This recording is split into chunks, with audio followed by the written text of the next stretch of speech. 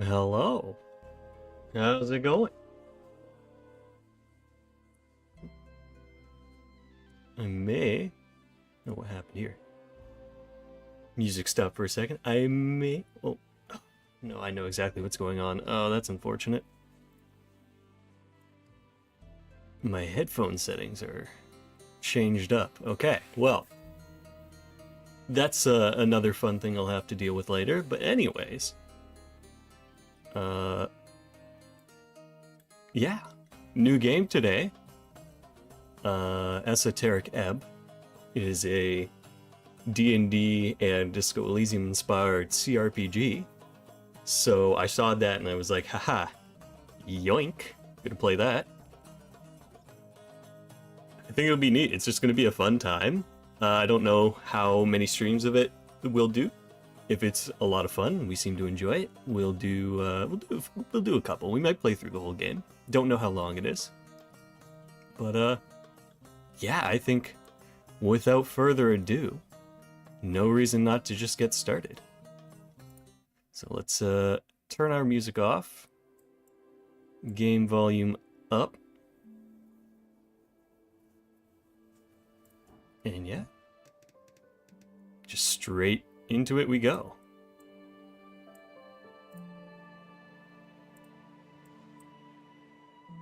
Let's see, is everything working right? How are we doing on volume and all that fun stuff? Alright, sounds like we're good. Looks like we're good. So that must mean we're all good. Alright, time for a new game.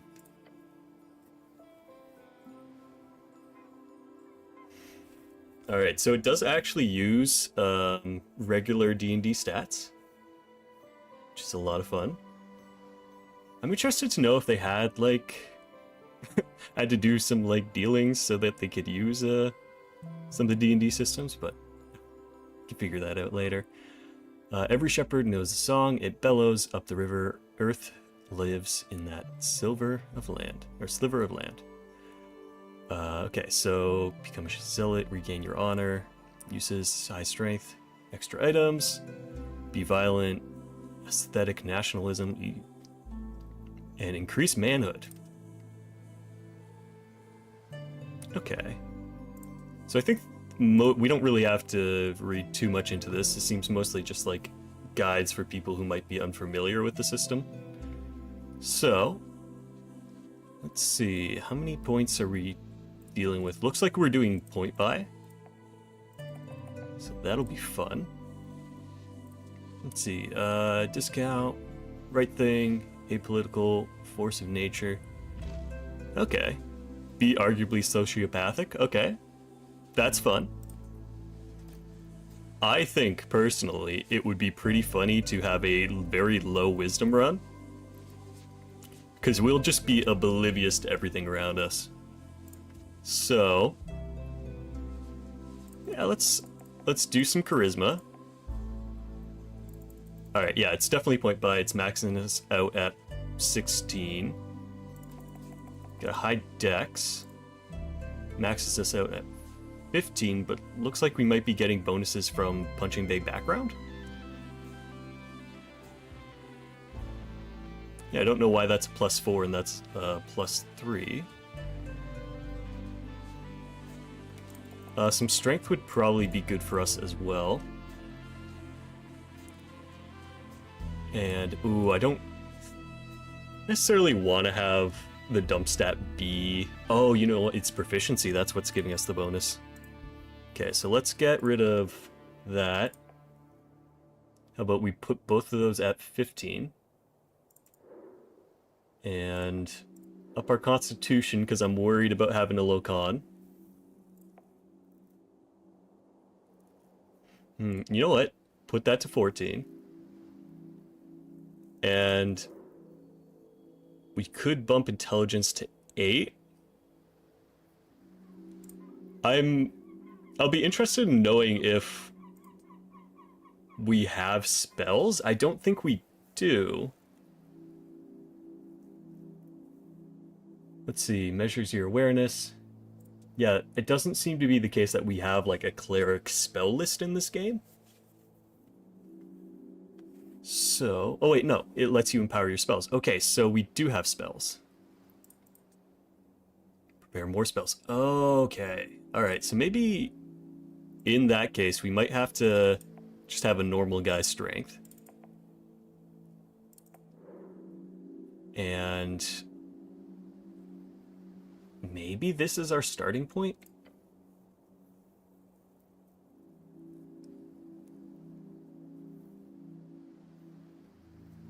Because playing an unoptimized cleric to me is pretty funny. Let's see, you know what? We can do with the lower charisma. In that case, we will bump dexterity to its max.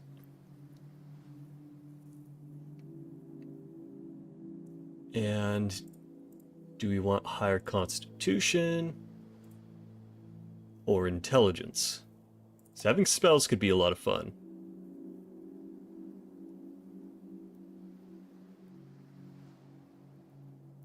Yeah, let's be pretty average in strength, because we can rely on dexterity.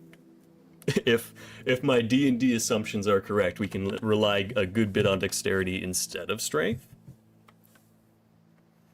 And maybe just put the bonus point into Constitution just to be safe.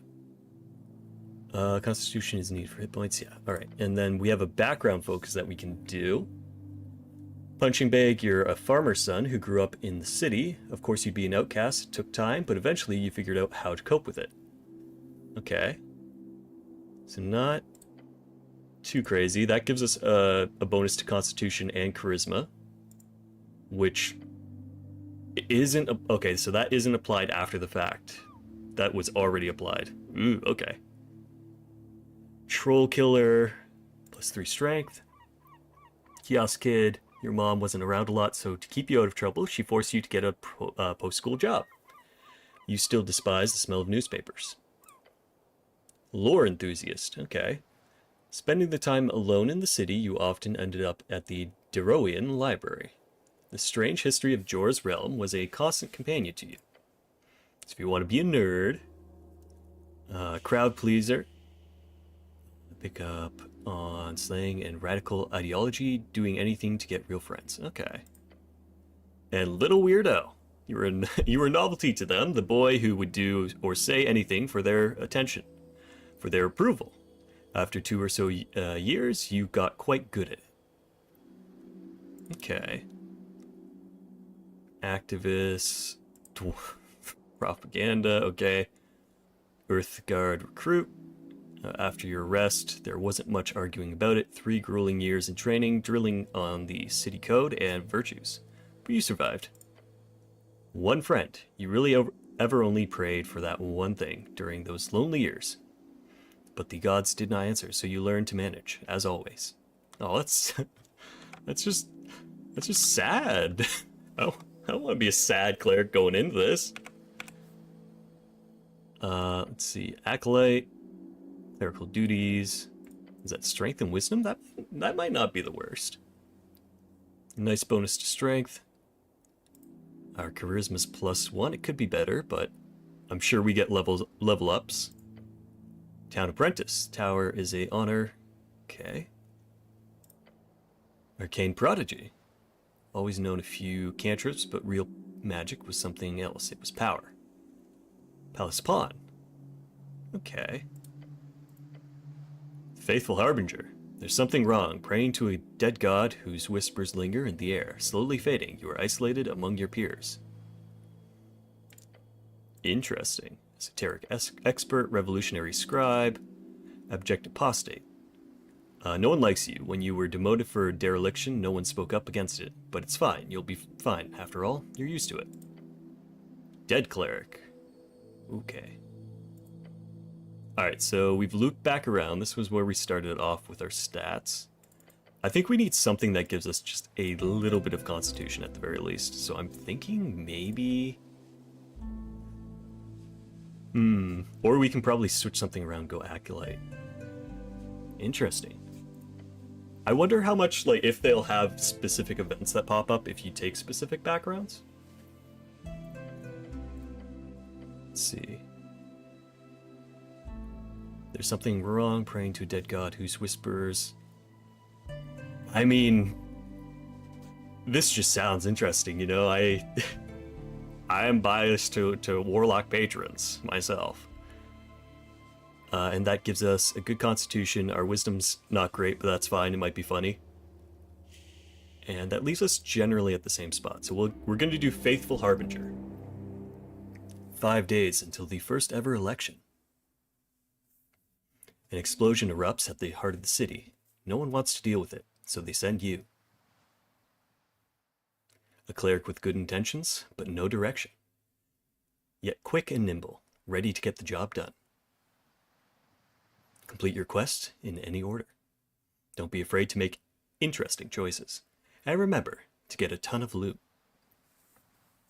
The campaign will take you from level 1 to 6. We'll play for about 5 to 8 sessions, okay? It's been quite a journey to put this together. I hope you have a good time. Chris, whatever you do, don't believe a word your 8 wisdom says. You don't have to call me out like that. Okay, so we have Speak with Dead to start off with. I am familiar with that. I get to speak with corpses. Yeah, so I'm not going to get a second chance if I speak to anyone, because it's only going to be 5 days. So if we ever find a corpse, it's a one and done. Hello? Jor. Truth and nothing else, a voice declares. What is your name? Intelligence, DC8 success. Ron. Your name is Ron. Ron, is that it? Don't think you're called that very often. It's Ron. Correct. You answer. Another question from the darkness. What is your occupation? You were dead. Dead? How can you be dead? You're thinking, aren't you? Dead does not mean gone. What are you? A fucking poet? Alright. Dexterity's gonna get a Cockney accent of sorts. Look around. Wisdom failure. It's worse than darkness. It's nothing. All around you. What's an occupation in this context? This is for sure about your job. You know, the job. Your class. Tell the voice about your class. I have a very important job to do. You do? And it'll be a great payday. Takes a while before the next question is posed. What is your current goal? Goal? Would be nice to get out of this dark pit for one. The Goblin Chieftain, she needs you. To find the Goblin Chieftain, is that right? You know it to be true. No reply, no feedback. Then the voice asks, what is your political affiliation? The question strikes your entire consciousness, suspending and spinning. Strength, the National Party of Norvik, of course. It is the Asgaliasts? Yes, they are decent, possibly. It is the duty of the powerful to lead. That is you, no one else. We've moved beyond the bounds of dictators. We are free to make our own choices, thanks to the revolutionary freestriders. Elections are exhausting. Alright. Yeah, you can already very much see the Disco Elysium inspiration at work. I should be in charge as a God King Wizard Lord. See, I don't know. I'm gonna stay silent. Cause I'm not gonna make any commitments before I know what these parties are about. Charisma. Silence is golden, when it comes to politics at least. The voice is fading, this is the end. The final question. How did you die? Following your convictions. Drowning in the river. Now's your chance. Break free. Yeah. I am not dead. I'm alive! You can't kill me! You. A fresh start. Your body aches. It's stiff, as if you've slept for days. Don't sleep in the armor, dumbass. A true man always does. Ready for your glorious quest to continue? Let's check our stuff first. What stuff? Your hands dart around, your pouch and uniform. Panic, sweat. Your legs shake, tears begin to form. Deep breaths. Your belongings are surely here somewhere. Let's look around. Circular stone chamber as storage for apples and corpses. Well, I don't think those are particularly good to have next to each other. There's piles of apples. Is this Tolstad? I see apples and corpses. Okay, well that's gotta be some sort of religious practice. That's not just like, oh, we're growing apples here and then we're also doing burials. Or maybe it is. I don't know. I don't know this place. Oh, sorry. Look around you. A circular stone chamber. Okay, we already did that one. I see apples and corpses. Wait, what's this about a quest? Oh yes, a quest. You're on a quest to save the city. Interact with highlighted words to receive a glossary entry. Okay. Oh, okay, so I actually have to go in and click around if I ever see any of these words. Good to know. Tolstad is a sprawling island fortress and one of the 5 districts in the city. It sits in the middle of River Torna, home of Jor's Pillar, a sprawling tunnel network, and Water Lane, the greatest trade hub in Ascani. You are in Tolstad right now. River Torna. River Torna, the second longest documented river along the coast, splitting the band of Ascani in half. What's the coast? The coast, also known as Jor's Realm, it is a strip of land divided into 8 bands. The further inland you go, the closer you get to the infinite waste. It is theorized to be a ring or a half-sphere due to the bend of the horizon. Tell me about the bands? Band, an esoteric divide, splits the circular coast of Jor into 8 geographical areas, commonly known as bands. Each band has unique esoteric and natural traits, and stretches from the coast to the infinite ways. Tell me about the esoteric? Esoteric, a magic of Jor, and his strings. The coast is infused with it. Alright, now you're gonna have to tell me about Jor. Jor, the name of our realm, also the name of legendary wizard who created it. He died during the closing, at the end of the Gate Era. What's a wizard? A wizard, a book-learned arcane spellcaster, typically plays Jor's strings by memorizing and executing esoteric rituals and chants.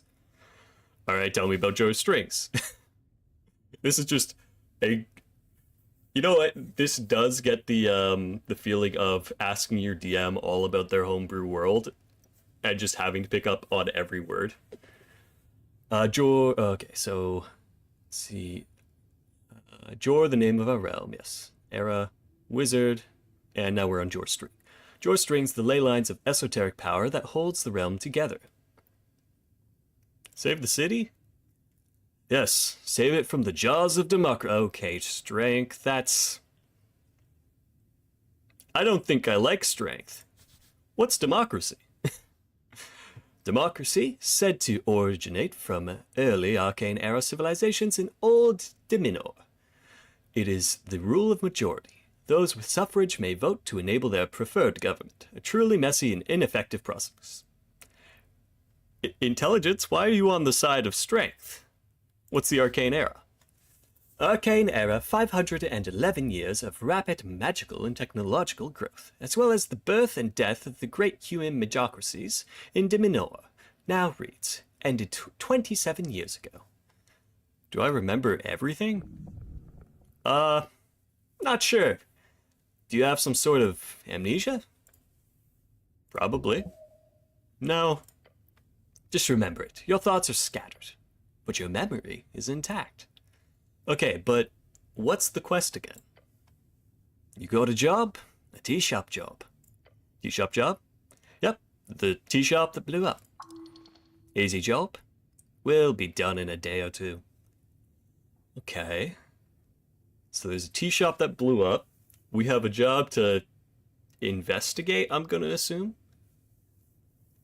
Alright, just a job. So I've done this before? Well, maybe not this particular type of job. Your previous experience lies more in some basic Earthguard militia service, as well as a few years in the towers. What's Earthguard? Earthguard, the heroes of Norvik, keepers of the city law, defenders of humanity. Your brothers. Tell me about Norvik. Norvik, your home city, founded by your god towards the end of the Coast War. It is built upon several layers of ancient ruins. It's the Coast Wars. Coast Wars, the Great War, conflict between the Arcanists of Reeds, as well as every other nation connected with them, across the coast. A horrible waste of human lives, which claimed millions of lives. There was no honor in this fighting, that you know. Reeds, one of 8 bands along the coast. It is a temperate land of lowland and many lakes, commonly seen as the homelands of humans. Large portions are still cursed, holding entire undead cities, eternally burning valleys, and floating mountains. Rogue sorcery was not your main subject, but yes, you've read a lot of these types of fiery events. Okay, not a great place then. Quest. I like those. Good attitude. There's always more around the corner, so look out. Don't want to miss any. Wait, how much time do I have? Until the election. Duh. Which is in 5 days. The Patriarch was very clear. Handle the tea shop before election day. Who's the Patriarch?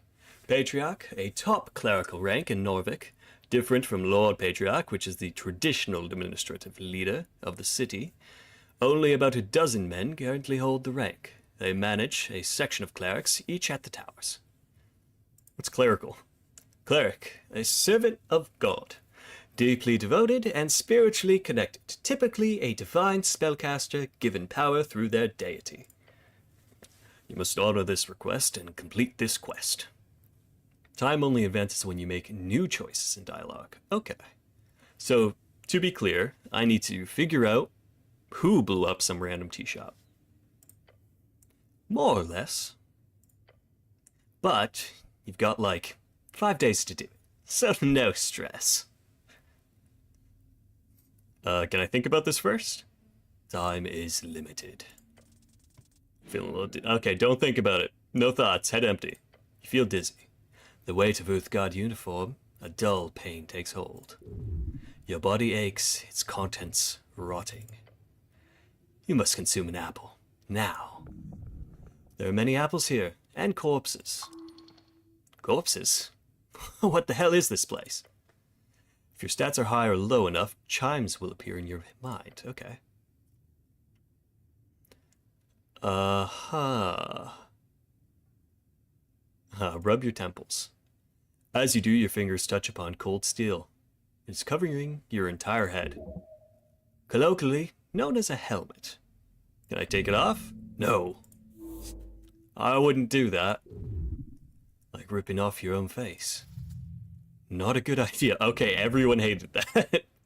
Not yet. Can't wait until you do. Oh, okay, so something's up underneath that helmet. We're not doing well. What's this? This isn't yours, is it? Well, it's mine now. Tattered cloak, more dexterity, less charisma. The cloak is sprawled upon the iron slab. As you grab it, you immediately feel the dampness spreading into your gloves. Oh. An Uthgod's cloak add-on.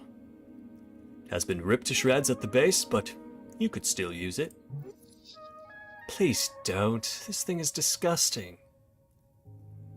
Wring out the water. The filthy liquid falls to the floor of the stony chamber. Weigh it in your hands. It is heavy. Should I wear this? No. Of course you should wear it. A hood is the perfect tool for any decent rogue and or ne'er-do-well. So what if it's a little damp? You have to wear it. Yeah, but I'm not a rogue. Sorry, the word I am not a rogue is not in your vocabulary, actually. Please rephrase. Alright, I like dexterity. Dexterity's pretty good so far. It's not one word, though. So pedantic. So unrefined. Shut up. You reach for your fancy red pouch of holding. The cloak easily slips inside, into the extra-dimensional space, with a satisfying slurp. I really love my pouch of holding. Yes, you are very lucky. The kind of magic item can go upwards of 10,000 crowns. What's a crown? Crowns, the Norvikian crown, the main coinage in Norvik. Norvikian crown.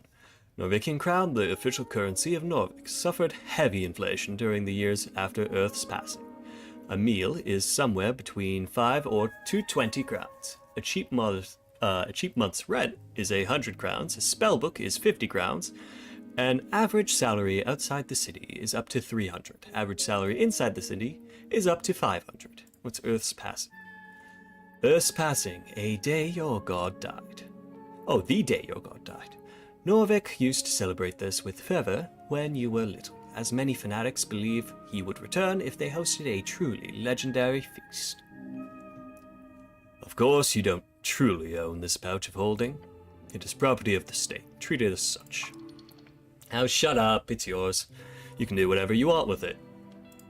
Now, go put on your cloak and rob some people, reallocate some resources.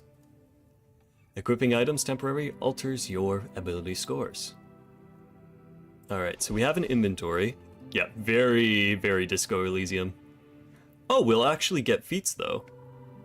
I do like it when I get to use the feat abilities.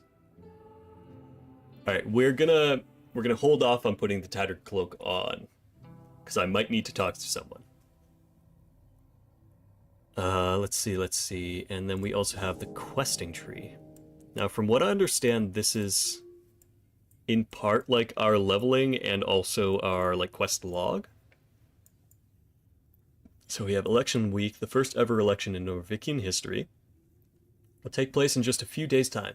What will you vote for? Your purpose on Tolstad is to investigate an exploding tea shop, locate this establishment, and gain entry. So we have 2 goals. There seems to be quite a few quests we could go on, though. Our journal is getting more full. And we have a spell book. We only have Cure Wounds. And the amount of spells in your spellbook you can gain more by collecting and memorizing spell scrolls. Alright, spell difficulty DC 11, so we have to roll above an 11. Or opponents have to roll above an 11. Prepared spells. The amount of spells you currently have prepared. You can prepare spells by visiting a shrine at any time.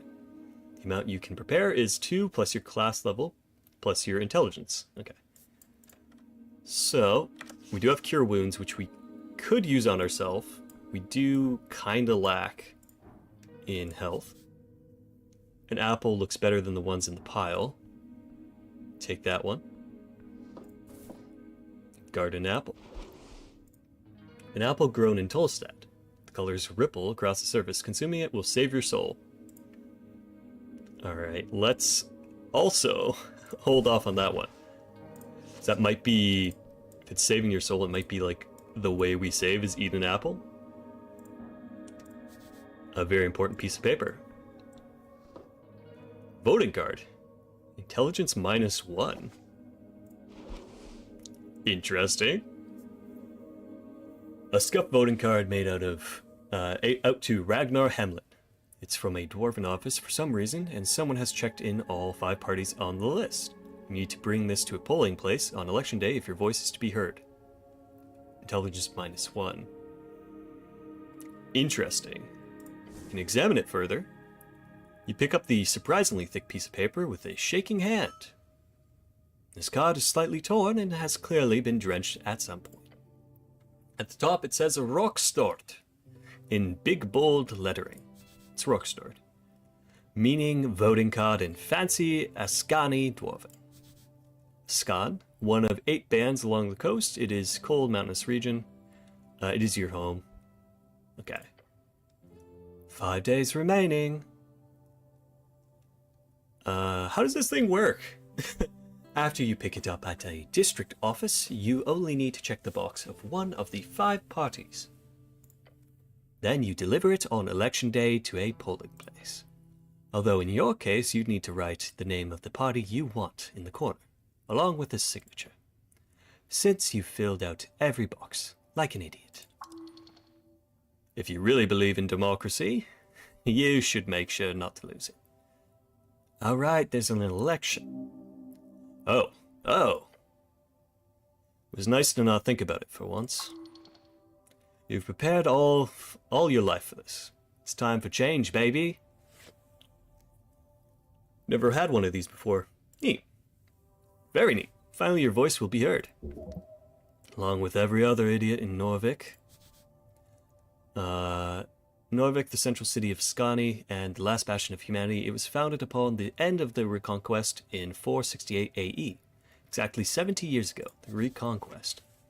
The Reconquest, a historical event in Norvik. It began with Earth's landing in 466 AE, and is said to have been finished by 468 AE, when Earth finished eradicating the trolls who roamed in the ruins of Tolin Katal. It is a point of contention if it should be called a reconquest or just a quest or a conquest, as no humans had ever lived in the location before. Humans, tall and beautiful, like yourself, known as the pest of the coast by those who are less inclined to reproduce like rabbits. The list of parties. Nationalist, Party of Norvik. Party of Norvik. The Inheritors of Earth's Will, a theocratic organization founded to uphold this old ways, headed by magistrates and 20-something noble families. Magistrates, the highest government position beyond the Lord Patriarch, chosen to rule a district of Norvik for 10 to 12 years, depending on their bloodline. The Lord Patriarch. Lord Patriarch, the commander of city, forces, and top cleric beneath Earth. The title is appointed by Earth. Currently, Lord Axum holds the title. Having led the city for the past 30 years, he is a withdrawn leader, over 80 years of age, and has put most power in the hands of the magistrates. Okay, who's Axum? Axum, the Lord Patriarch of Norvik, the supposed face of the Nationalist Party, but due to his withdrawn behaviors, most campaigning is done by the magistrates. And we already got the magistrate, right? That's just going to send us back. Oh no, so if we click on them, we might get different perspectives as well. Magistrate. 5 rulers of the 5 districts. They are the Coin Lord, Home Lord, Shield Lord, Food Lord, and Law Lord. Each has a unique role in the city's bureaucracy. Sometimes the titles switch between districts, but generally the Housing District holds the Home Lord, and the Palace holds the Law Lord. The Palace. The Palace, an unofficial name for the current rulers of Norvik, named after the Palace District in which most central authority resides. The Palace District, one of 5 districts in Norvik, home of aristocrats, bureaucrats, and the remnants of Earth's court. Free Strider Revolutionary Party. Free Strider, the new way. People in the East have overthrown the old wizards and gods. For years, the revolution has slowly creeped into the city. Now it's time to finally join the free cities and get rich. Alright, free cities!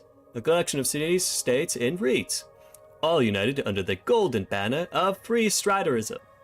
Norvik will join them one way or another. I don't like that either, buddy. Tell me more about reeds, though. Reeds, the leftovers. the center of the Coastal War, which ripped the entire band apart. Today, it is a shining beacon of everything modern, pretty, and new, and so on. Coast War. Coast War, a near-century-spanning conflict between every great nation of the Arcane Era. Scholars estimate it claimed more than half of the entire human population. It is said to have begun in 398 AE by the inciting spark of the assassination of Priestess Iona, and it generally agreed to have concluded with the fall of Thazan in 481 AE, 57 years ago. Asgalis, Workers' Party. Asgalis, the workers who built this city, want to rule it. Seems only just. Their vision is of a fair and even society where those who live underneath rise up to show their worth. After all, why can't we share? Agrarian, Rule Party. Agrarian, those who live off the earth, simple farmers, people of the land, the common clay of Ascani fields. Their political movement has mostly been swallowed by Asgalis. Arcanist, Party of Magic. Arcanists, the magocrats who ruled pre-Coast War human civilizations in Old Dominor. Also a very minor political party in Norvik. Dominor, the Arcane Era, name for reeds, often referred to as Old Dominor. The name was changed by Free Strider revolutionaries to mark the end of the old magocracies. Arcane Era. Arcane Era, the fourth out of 5 eras. When the Arcanists rose and dominated the entire coast, only to fall when the Coast War crumbled their empires to dust. Era. Modern scholars divide history on shore into 5 eras. They are used canonically important events as starting points for these eras. Although this was easier when the Arcanists of Old Dominor still had a common consensus, not everyone agrees. The so-called post-war era has even begun, let alone what it should be called. The current era has lasted 27 years. The name was chosen in reeds. The name is subject to change. And finally, the last box doesn't say anything. This is where you can input whatever you want, or just leave it empty for a null vote. The box next to each party is filled in with a smudged checkmark, including the last one. Are these all the parties? No. There are about a dozen other large parties in Norvik.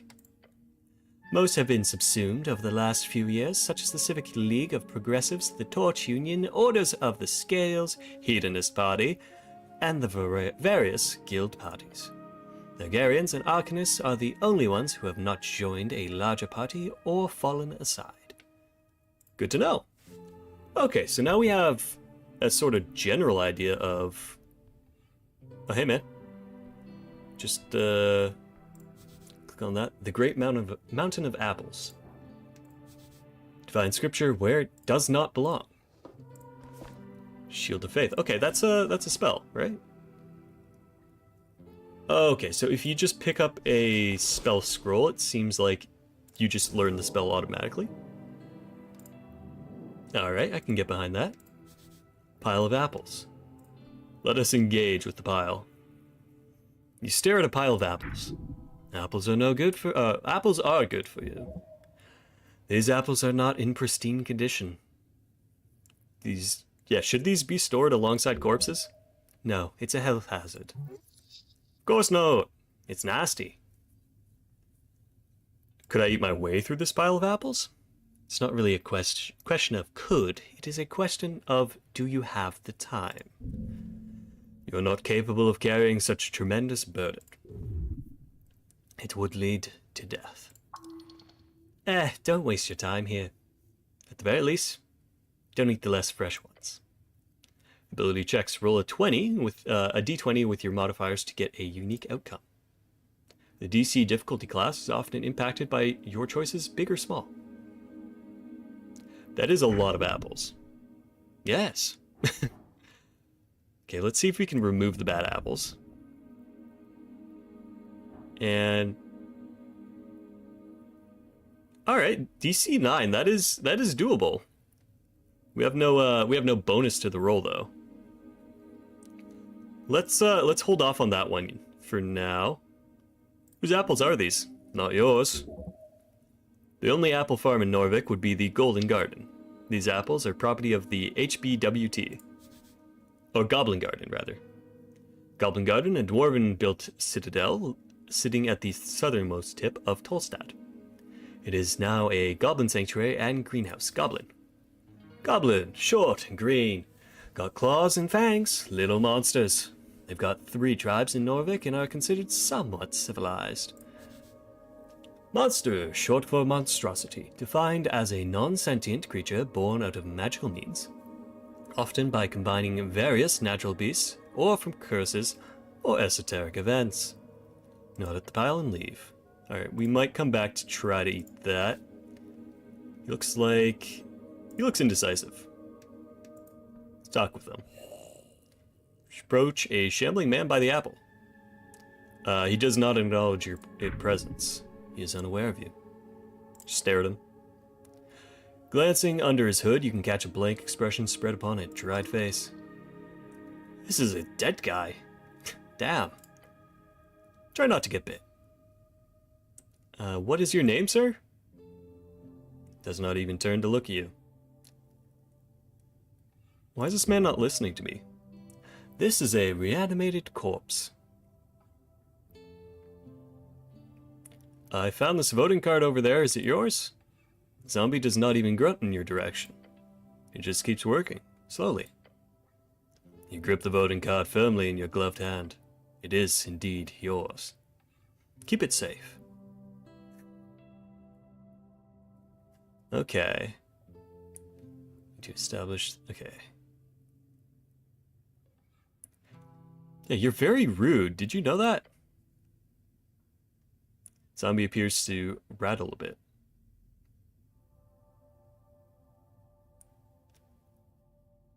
Everyone should just vote for me to be their God King Wizard King, rather. Sorry. I'm not gonna say I got any commitments yet. To forsake your voice is to forsake your manhood. Where do you think you'll be once the future is trampled all over you, huh? You gotta move, man. Don't listen to anyone else. You are more than correct. Scream at all the times, people will love you for it. Scream at all times, people will love you for it. You are apolitical. Zombie just keeps moving apples. Am I boring you? Zombie carefully places another apple at the top of the pile. Sir, are you a member of the undead? Does not respond. What's he doing? Seems to be fussing over the apples, or something. Hard worker. Respect. Should I defeat the zombie? Yes, it is only just. Undead are not to be allowed in Norvik. He's just chilling though, like... Oh wait, I gotta get past them though. Oh, that's a good apple. Yoink. A divine shrine covered in apples. Engage. The runes fill your senses as you approach. The color is faded. The monument is hollow, void of all life and divinity. A sacred shrine left in this state. It's an insult to Earth and all of his people. Indeed.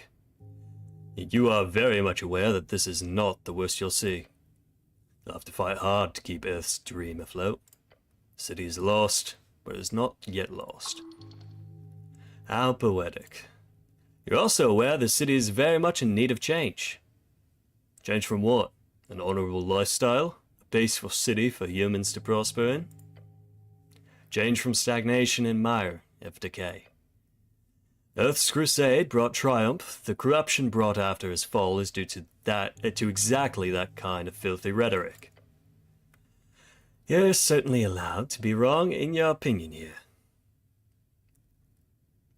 Alright, yeah, stop complaining. Won't change anything. It won't solve anything. True, but you must stay vigilant. Do not let free striderism destroy your way of life. More like, don't stand in the way of people's prosperity. You stubborn idiot. You greedy filth. That's giving me a headache. Politics is exhausting. Yeah, let's clear the apples off. Does not take long for you to move some of the nasty apples away from the front of the shrine. Small improvement, but big in the heart. These old things are still around, huh? A remnant of blindness and decay. Hard not to let go of national pride, but progress will always lead the way. Are these rare? No, you'll find shrines like this all over Norvik. Can I pray here? To what exactly? To Earth, of course. Earth, I need to pray to Earth. You may pray as you wish. Alright, kneel and move on. The shrine towers over you. You feel small. To cast spells, you must first prepare them at shrines. Prepared spells can be cast with the cleric when the cleric has a reason to do so, either in or out of dialogue. Each cast expends one spell slot of the corresponding level.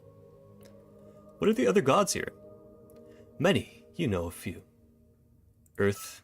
Earth, you've devoted your life to following in his footsteps. Tokik, the gambler. A trickster! The type of god only famous for his ridiculous ploys. Praying to Tokik would, if you for some reason would get a response, only result in the exact opposite of whatever you wanted. The Lady Fair. The halfling deity of Ascan. But she only had that divine spark for a few days before being slain. Well, that's no good. It's said she led 5,000 halflings through the snowy hills filled with foul foes. Never once were they spotted. I'm afraid you're not too familiar with the Fordnips, goddess, nor how to pray to her. Alright, all done. So you are. Let's see. Wait, can I heal here? Through divine assurance or something? Yes. Possibly, if the gods are kind to you. Do you think they care? Alright. Yeah, let's attempt it. We did not do well. Failure. You focus your mind on Earth's symbol, his red eye. You recite a few words of remembrance before you sense the channeled strings around the shrine. They converge upon you. And you. Ah, well, that's something. Sure is, but you sense there was something you missed. What were those words, the ones you learned at the Towers? Towers, the home base of the Order of Arcane Clerics of Norvik, also known as the OACN. OACN, nobody calls it that. Let's see. So our prepared spells right now, we have Cure Wounds and Shield of Faith. 2 spells. Let's pray to our god as well. Staring at the chiseled monument, you focus your mind. Take a deep breath and begin your prayer. And tranquility. Let's think about the tea shop. You let your mind go through the basics of what you know. The tea shop was destroyed in the middle of the day. Minor injuries were reported. Your goal is to enter the tea shop and investigate it properly. That is it. Think about the election. The first election. Your vote won't matter. Your vote will be the most important of all. Ask those around you what they will vote for, and you might find your own voice along the way. Can I return here when I have more to think about? Always. Talking to yourself, huh? Must be a lonely guy. Okay. So that'll be like our figure things out sort of spot. Praying at the shrine. Alright. A vase of leaves smells lovely. Some incense we can borrow. It's a corpse under the blanket.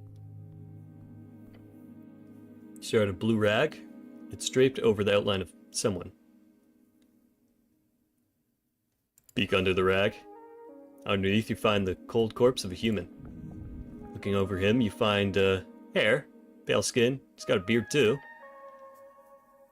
And he was alive once. Alright. I'm good with corpses, right? What do you mean? Like, I've been trained to handle them, right? You know exactly what you're doing. Formal training is for people with without true talent. Got it! I'm a master of corpse craft. Indeed. Alright, well this is teaching me if you simply believe you're good at something, you will be. Alright, DC 8. 4. I have no idea what I'm doing. There's something strange here. You must look closer. Lean in and look closer. Signs of being either a hard worker or a careless worker litter his skin. Make sure to check his back as well. Try to move the corpse. The moment you touch it, black veins appear over its skin. Ew. A feeling of impending doom comes over you. Your stomach drops. Doom, the lair of a lich. Lich, an undead spellcaster of immense power, created and sustained by consuming the souls of mortals. They're capable of eternal life and terrifying esoteric might. Followed by a wave of pain. Necrotic energies let go of the damn corpse. The moment you let go, the pain subsides. The dark marks on its skin disappear as quickly as they showed up. What a horrific spell. The corpse is cursed by something wicked beyond your powers. Slowly cover up the corpse once more.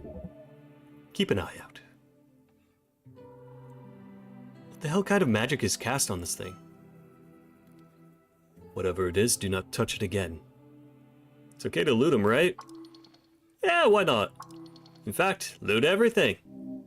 It would be dishonorable only to take that which you need for your quest. Grave robbing is frowned upon by some, even in these enlightened times. Either way, you will not get any trouble. No one will know. Who was this guy? Just a man. A dead man. An honorable dead man. Why is he here? This is a morgue. A lich house, clearly. A lich house, a mortuary, a holding space for dead bodies. During times of undeath, they are known to be heavily guarded. The apples make it hard to believe, but yeah.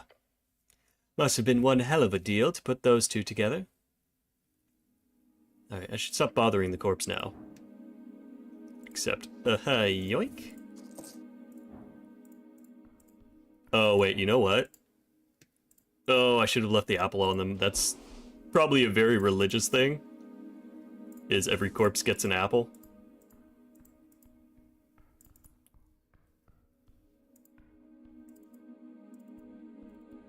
Oh, what was that? There is cool in here. An esoteric effect. Oh, they said the thing! They said the name of the game! Alright, so we can't pass the zombie.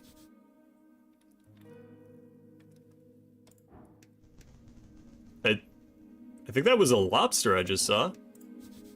Lately broken standard issue Uthgard blade. Almost empty box except for a stale treat in a pouch.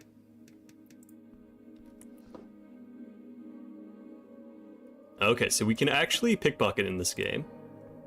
I don't know what happens when we fail, though. Let's try going up. Maybe we can ask someone here to move the zombie so we can grab our stuff.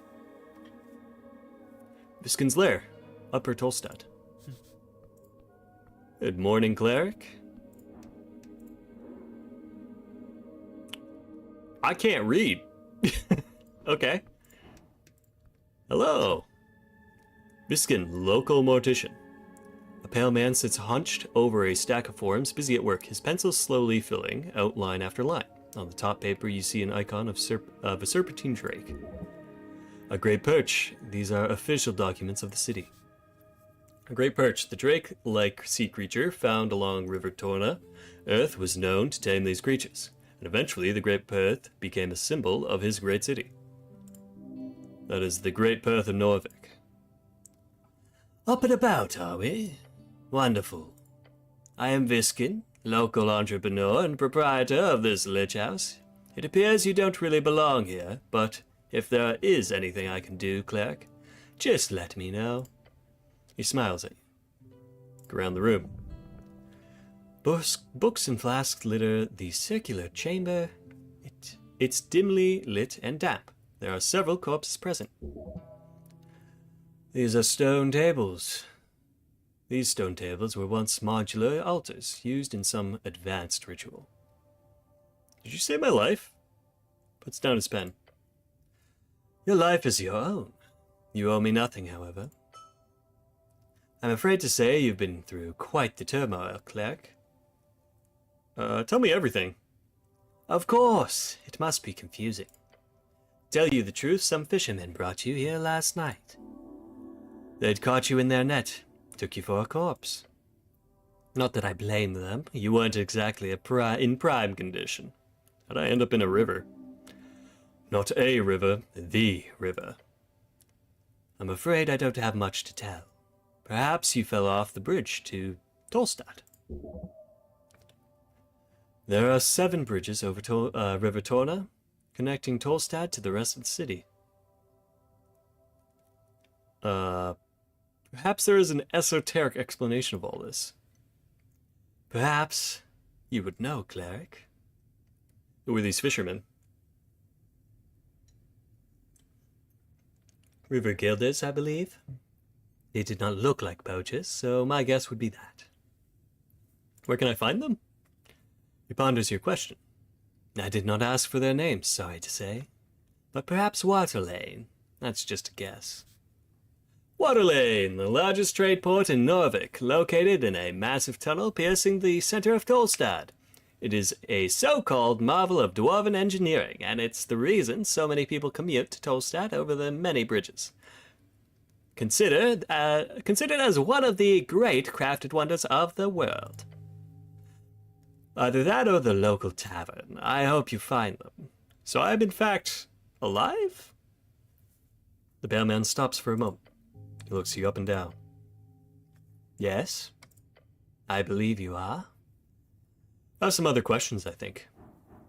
Let's move on. Ooh, DC 28. That ain't happening. There's a zombie in your basement. Oh, how quaint. No, I mean, that's not an appropriate response. Apologies, Cleric. We're closely connected with the city below. The undead seemingly wander as they please. City below, short for the city below the city. A phrase used to describe the incredible amount of tunnels, ruins, and below Norvik. Lots of monsters and stuff down there. Also riches, if you delve deep enough. City below the city. City below the city, the vast ruins found underneath Norvik.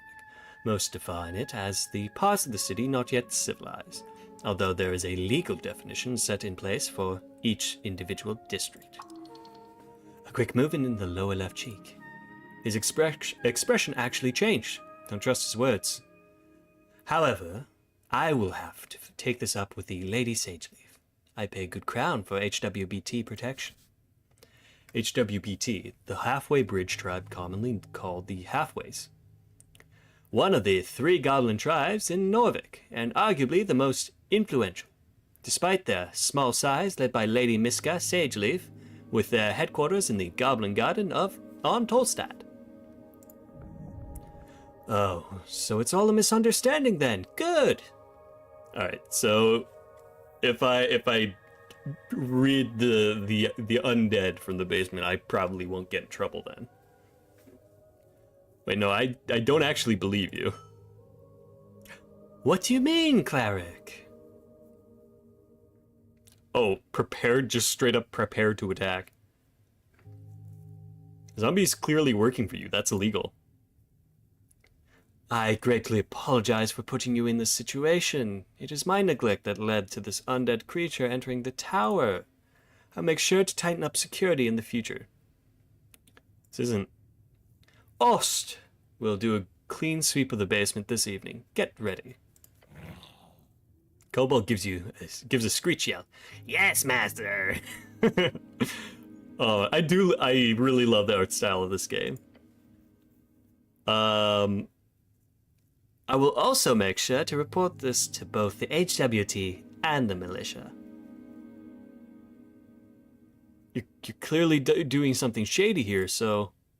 Of course! I'll be sure to ask for a thorough inspection by the PCG.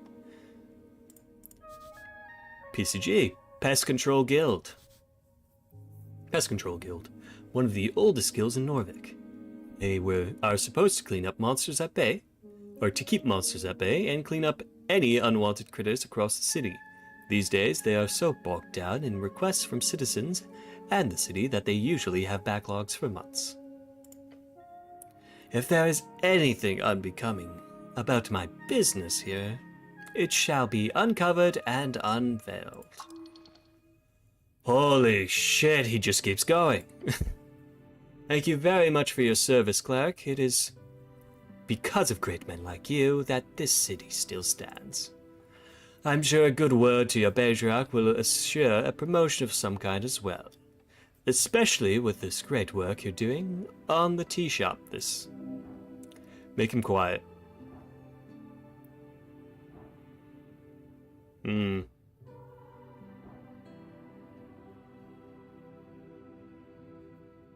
see. We can try to roll for the 15. I don't think we're making the strength check here. Let's have a little bit of tact to it, you know. Alright, that's a 5. As the pale men blathered on, you attempt to gather your thoughts and make some kind of point. Come on, just open your mouth and say something, damn it. I think that I agree, and whatever compromise we do end up at, I feel lucky to have had your expertise here on this day. Who knows what would have happened otherwise? Stop muttering, just say it. You know, I'm trying. Your screech echoes through the chamber. For the first time, you see a genuinely baffled expression appear on his face. He keeps staring at you for a few uncomfortable seconds. Then he says, Cleric, with all due respect, perhaps you should see a professional. His comment hits you in the heart and soul. Your legs are shaking. Hey, we gained experience, though. I believe we are done with this particular topic. Anything else you needed? I require assistance with some things. Of course, Cleric. Anything for the city. So, what do you know about spellcasting? You can teach me magic? Slight smirk creeps on his face. I sadly don't have time for a proper lecture at this moment. After the election, I could make time, if you're interested. Great knowledge awaits. Until then, you are free to browse my collection, he says, glancing at the many books on the western wall. And of course... here. Charm Person, yeah.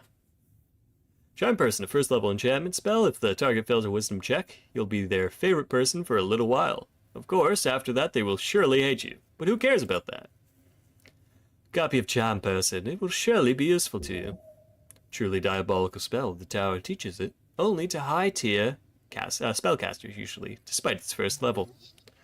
Lovely, now you can make people like you. Alright. How do I get more spells? 2 ways. You could spend time learning them, drafting pages out of the palace archives, or the great library in the tower, since you obviously would have some access to that. However, I don't believe you have time for either of those options, so I would suggest the other route. What's that? Spell scrolls. Oh yeah, I saw one downstairs. Yes, a piece of my collection. Oh. You are very much allowed to indulge, Cleric. I'm glad to assist the city in any way. Now, Tolstad is filled with all kinds of strange caches, so you'll probably encounter more by just looking around. If you get your hands on a scroll, then just memorize it. Cantrips or spells, doesn't matter. I'm sure you're talented enough to memorize them on the spot. Yeah, sure, thanks. He nods to you and goes back to his writing. I don't want him to explain the basics. I'm gonna feel like an idiot if I do. That's all I have to ask about you. Very well. If you want to practice, feel free to cast anything non-lethal on my servant, Ost. Treating a servant like that is despicable. Sounds like good practice. Can I try casting on you instead? He stares at you. Waste of a spell, I'm afraid. You believe him? You should go now. That's all? Thanks. Great. Anything else you wanted to ask? I'm going to go now. Before you do, make sure to collect all your belongings. He gives you a quick inspection. with his dead eyes. Too quickly. Like he's trying not to show his interest. Weird. Got it. The pale man turns his face towards you and smiles. If only every government employee was as devoted as you, Cleric. Gives you a stern expression. Good luck on your quest. Leave now. When exploring the city, you may move faster by running. To do so, just double-click. Alright, where's my stuff? The Red Eye of Earth, and Jor left his mark across the bands. Today it is a universal sign of magic. Okay. Let's go back downstairs. Maybe do another quick prayer. Get rid of the undead in the basement. Doing our clerical duty, of course. Let's see. Cure wounds. We heal 2. I don't know if we... I feel like we don't get spell slots on a short rest. Maybe we do. It's been a while since I've had to deal with clerics in Dungeons and Dragons. Can I heal here? Yeah, possibly.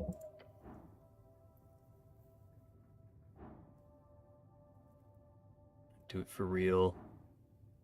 Okay, so that's locked now. Let's pray for something. Think about the fall into the river. It was not an accident you were not so clumsy. But the question here is not why you fell. The question is, why do you live? I think... Can I only do 2 spells right now? So I have Charm Person... No, I can do 3. Okay. So how does Shield of Faith work in this game? Shimmering shields protecting you from damage for the duration. Any loss of hit points is reduced by what? Alright, well... That's the case. We're gonna fight the zombie. So let's get Shield of Faith. Engage with the zombie and attack it. Yes, deal with this foul creature. Counters are turn-based conflicts where each participant takes turns in rolling dice and taking actions. During your turn, you are able to perform 1 dice action as well as cast 1 spell. The order is determined by an initiative roll. I'll let this shambler get the jump on you now. Oh, my rolls are so bad. What the fuck? Okay. Fight. You're quick, you got this.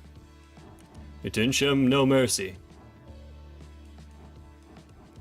Hold up a close fist and say, here, look at this, and quickly try to trip him. Yeah. 9. Plus 4.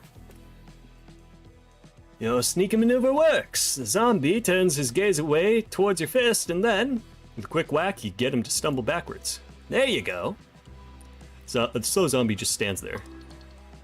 No, he's reacting. It's just taking some time. Zombie is hostile. This undead abomination must be apprehended before he causes damage to innocents. Let's see. No, we're not going to try to speech check the zombie. I don't think that's going to work. Let's get his arm.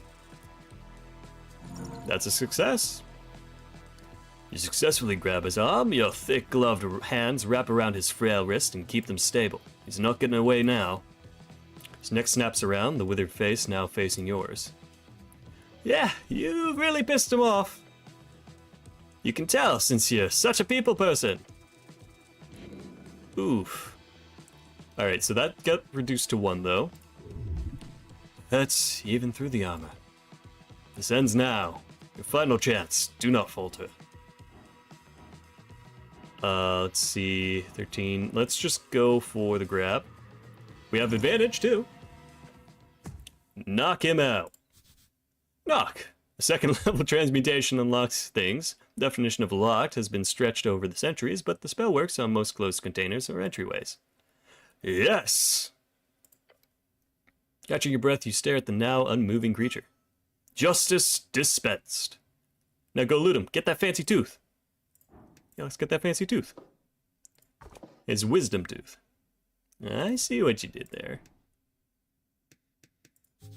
Basket of apples. Some look okay-ish. We see over there, imported goods, the receiver is marked as HWBT. Almost empty box except for a stale treat and a pouch. Ooh, money. Listen, I have amnesia. For all I know, this is all my... For all I know, I own everything here. Alright? I'm allowed to steal. A glow glass, very common magic item. Slightly broken standard issue with guard blade. Okay. More strength, less wisdom.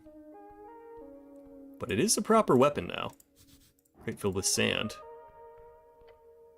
Approach a crate full of sand. They've imported sand to Norvik? For what, glass blowing? Look at the sand. The crate is filled to the brim. It's just sand. Why would they crack open the crate like this? Touch the sand. Your gloved hand trails across the surface. Sand shifts slightly at your touch. Pull back. Okay. You notice something. Oh no. Sand appears to have covered it. In an instant. Pulling you... Wait, Your shoulder is almost pulled out of its socket. Struggle? You managed to keep it from engulfing most of your arm, but in the process, the sand grabs onto the front of your helmet. Your face is now sinking. Yeah, let's fight it. Grab the rim of the crate with both hands. As you put your entire adrenaline-filled arms to work, you feel energy being sapped from your veins. Ah, you're being sucked out of your skin. Pushing, you realize you could get out at this point. However, what?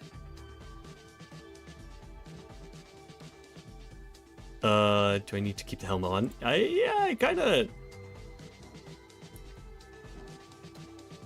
Alright, it's a DC 8. That's not the worst. Fuck! Grab the rim of the crate with both hands, but as you put your entire adrenaline-filled arms to work, you feel energy being sapped from your veins. You're being sucked out of your skin. Try to keep the helmet on. I want to keep this helmet. 15, there we go. Escape without losing your helmet. Grab the rim of the crate with both hands. The hazy noise of a head no longer filled with so much blood screams in your ears. I will not die in this crate. Filled with pure fires of adrenaline, your muscles creak and your bones crack. And it pays off. Within seconds, the rock-hard grip of the sand loosens, then it drops entirely. Swing your head back, filling your lungs with air, and as a trail of sand follows you. Within an instant, the sand snaps back into the crate and not a single grain dropping to the floor. You stumble back. Glancing over to the crate, you see its content now. Its content now lies still, like nothing happened. You should pull on the lid to make sure this does not happen to someone else. Let's get the sand out of our ears. It helps. A lot. Oh, that was a huge heal. Nick Gain? Am I alive? Possibly. Carefully put on the lid. Take a very, very careful step towards the crate to grab the lid. Then you place it gently on top. Job here is done. I've done a great service to the community. Okay, so now that raises the question, is that like a trap designed to like deter people like me sneaking around and trying to figure what's in a box of sand?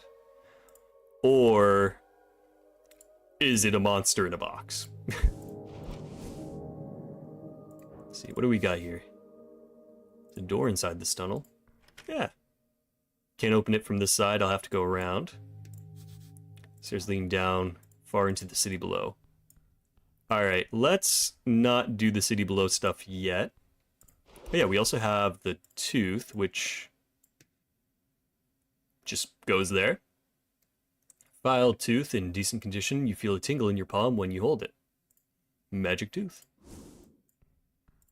And you know what? Let's try to eat the apples.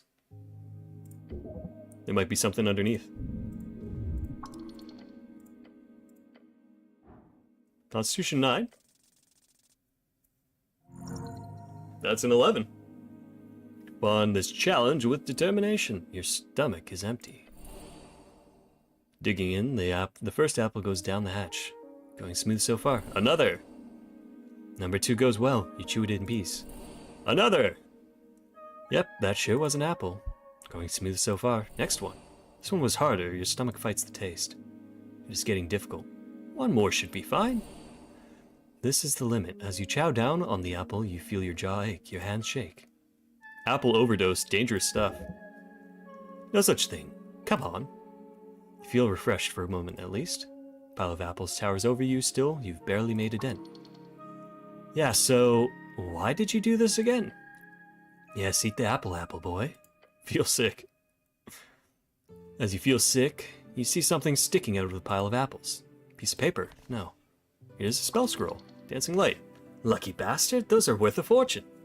Relatively speaking. Ah, the scroll is just for a simple cantrip. Oh well. Quickly memorize the scroll, consuming it into your psyche, as you always do. Okay, you can cast them at will, outside of dialogue. They do not consume a spell slot. Alright, in the bottom right, very cool. Okay, so this is... Okay, so we also have a short rest we can do wherever. We remove 1 level of exhaustion, restore 1 spell slot, and all dice checks are unlocked. Okay, so that is quite Disco Elysium-like. In the fact that if you rest, or I assume level up, we get another chance at everything. Ooh, what's that on the desk?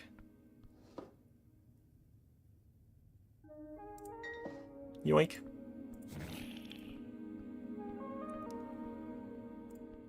Got a weird pocket watch. The silver-lined timepiece never shows the correct time of day. It is always at least 10 hours or out of alignment, no matter how much or how anyone tries to correct it.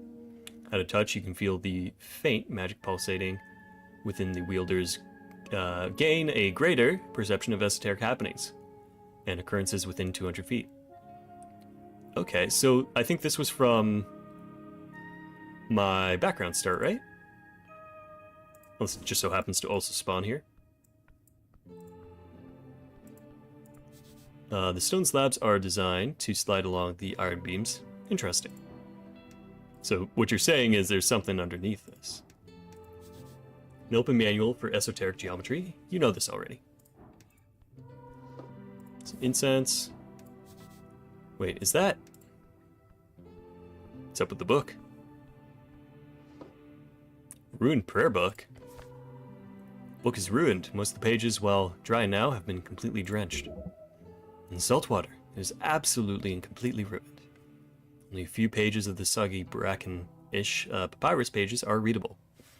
They appear to contain some type of undecipherable symbols. Ascani writing, of the most basic kind. Wait, oh no. Someone has attempted to try this to the best of their ability. No, no, no. By Earth. This is your prayer book. So many hours wasted. You have to rebind the whole thing. It's ruined. That'd be expensive. Let's get your hands on a new one instead. A champ book is able to sustain humidity, not underwater excursions. You should have protected Earth's chants more carefully. What a disgrace. I'm gonna take the book, so that was definitely ours. The tome lies on the iron slab. Flip the open tome. There are fine and handwritten letters scattered across the pages.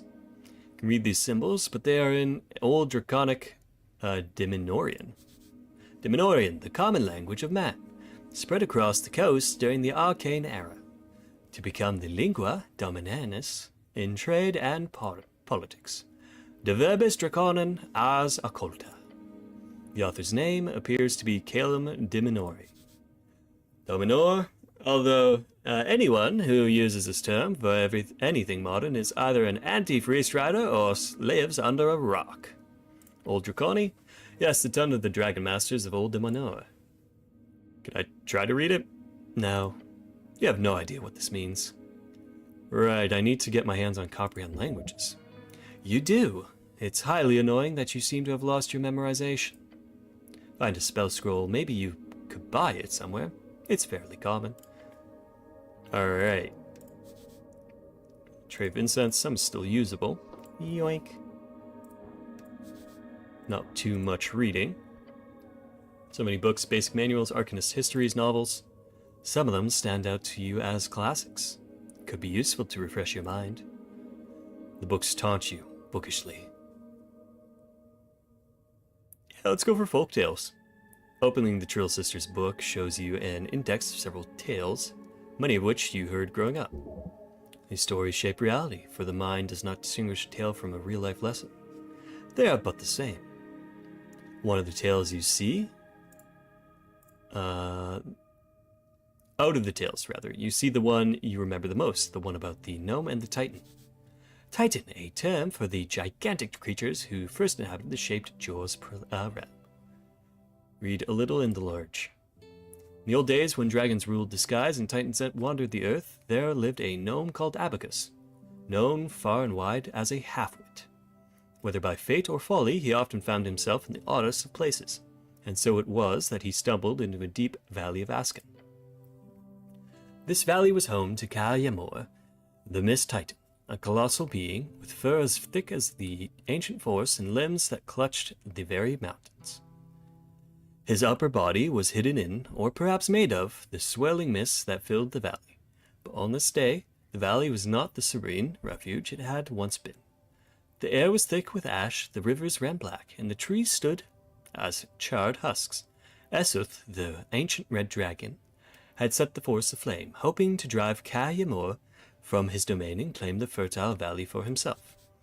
Esoth, the red dragon of Asken, his rise to power, through trickery and betrayal, is legendary, as is the fall of Abacus the Half-Wit and the Mist Titan. Rumors say his spirit still haunts the ever-lit Burned Coast to this day. Burned Coast, a vast piece of coastline just east of Norvik. It's a charred area filled with volcanic activity and kobolds. It's one of many eternal cursed lands of the coast. It's nearly impossible to travel to Reedsphere land because of this area. Kalyamor was furious. His great form trembled with rage as he searched for the source of the destruction. His eyes fell upon Abacus, who was wandering aimlessly, his tiny mind more puzzled by the sudden darkness than anything else. To think that the coast was filled with these beasts of yore at one point. They reigned harshly and wildly.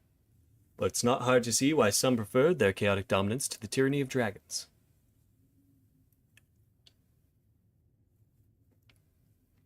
Continue the verse. Thriklumcham. Who dares bring fire to where none should come? Ashes taint my sacred misspeak. Small one, lest you be missed. Abacus looked up, squinting through the fog, and scratched his head. Fire? No, I've no fire to share, no flame do I bring, nor ash to bear. For in the dark I see clear as day, 'tis those who can't, that need the flame, they say. Thriklumchum, what nonsense from your tongue does come? Who is it that needs this blaze, that blackens my mist and dims my days? Well, question thee who needs a flame to light their path and stroke their claim. Perhaps it is Esoth, the king, whose fires to your valley bring. Thriklumchum, the dragon's days are surely done. Guide me, gnome, to where he lies. Together we shall dim his skies. The story goes on to wax about the friendship sparked between the Eldritch Titan and the silly little gnome as they sought out Esoth on his throne. The ancient red dragon then falls to the Titan's might after Abacus accidentally guides him to the correct location. One of those classic stories every child in Asken is told growing up. It is important to remember that this is an oral tale passed down over generations. This is simply the shape in which it was written down. Who knows how exactly it functioned in its original state? Shut it. Looking upon the title once more. Folktales. Place it back on its shelf. I'm going to leave those for now. I feel like we do have to get on with our actual investigation. Just want to make sure there is nothing.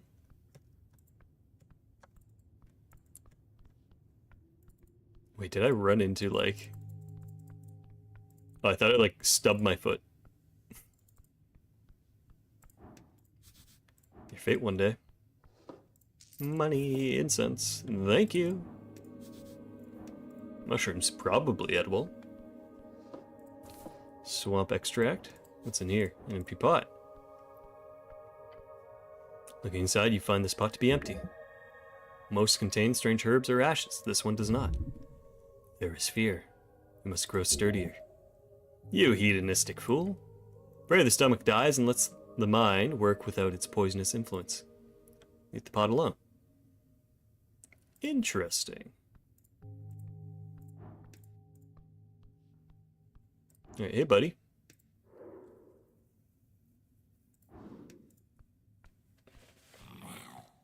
Chief of Security. Wiggling his little clawed feet, the kobold follows your every move with cold, unflinching yellow eyes. Even the small blade can fell a giant. Watch out for this one. Master says you behave. Some questions for you. Short question. Go. You're a kobold. Not question. Next. Yeah, that's not a question. Quick, save it. Alright, we got it. Change course, quickly.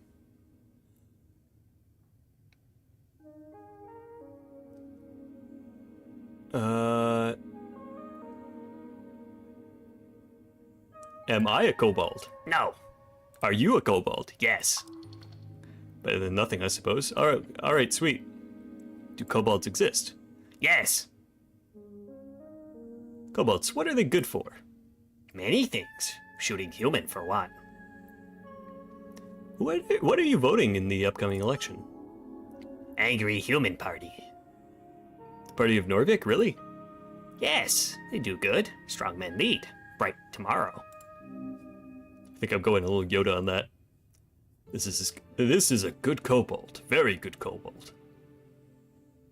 Ah, you're a good boy. Thanks. He mutters, his words oozing with disdain.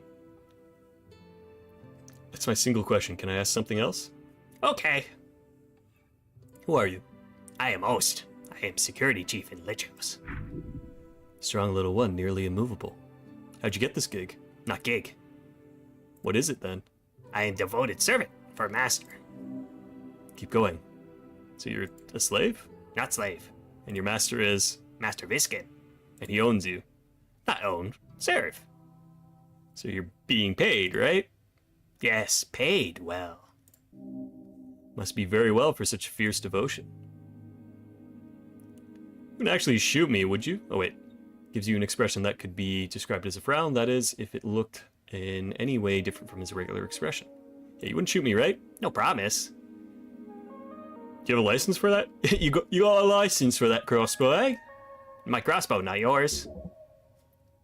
Yggdrasil Accord, a signed agreement between districts in Norvik allowing the free use of arms and magic below a reasonable amount. It would allow a freelance mercenary the access to a crossbow, for example. Yggdrasil Accord, a series of laws established during the early days of Norvikian settlement. What does a reasonable amount mean? The question is why the Yggdrasil Accord is a complete... Oh, that question is why the Yggdrasil Accord is a complete disaster. A man should be allowed to defend himself. It is only just.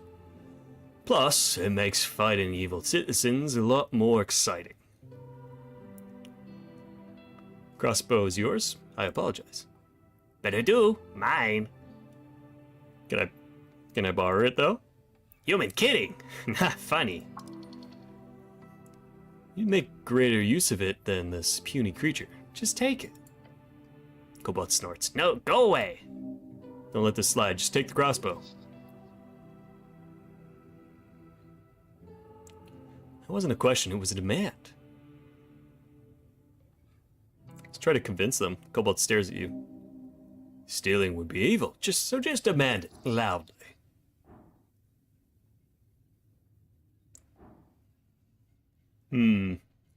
I mean, we might as well. There's always a chance you roll a 20. That's a 4. That is nowhere near a 20. Give me the fucking crossbow. I say no, you don't listen. Patience is key. Go away. Well, that was a failure. Better find some other way of getting the crossbow. Where were you when the tea shop incident happened? Incident? Tea shop blow up. Boom. Did you boom it? Kobold makes a cackling noise. I wish tea shop explosion would be fun to set up.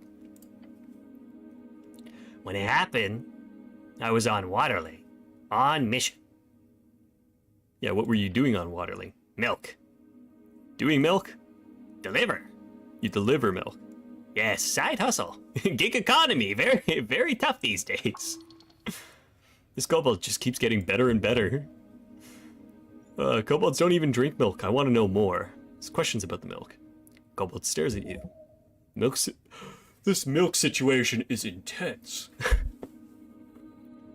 Where does the milk come from? Cows. Where do you get the cow milk? Market. Who buys the milk? Humans. Waterlane humans. They pay many for fresh milk before dawn. Side hustles are always smart. You should do a milk run later. It pays. Do kobolds produce milk? No. They're draconic in nature. They lay eggs. Do you like milk? No. Milk is a form of pure vitality, nature's most precious liquid. Yeah, I also don't like milk. You smirk, a confident laugh escaping your lips, and then turn towards the ceiling smiling. I also don't like milk. Your comment has made a dent upon the world. What a stance. As a human, who could have ever thought such a thing about you? This is why they should always follow you. You are a worthy leader. Can I have some milk? No. Valiant effort. Anything else to ask about milk? Okay. Thank you. Yes, thank you. This knowledge will be very useful. You should totally find out more about this. Could be a big money maker. Alright, thank you for your time, Kobold. Unlocked chest full of strange rocks. Yoink. Alright, I think that we can finally move on. I think we can finally go up to the surface.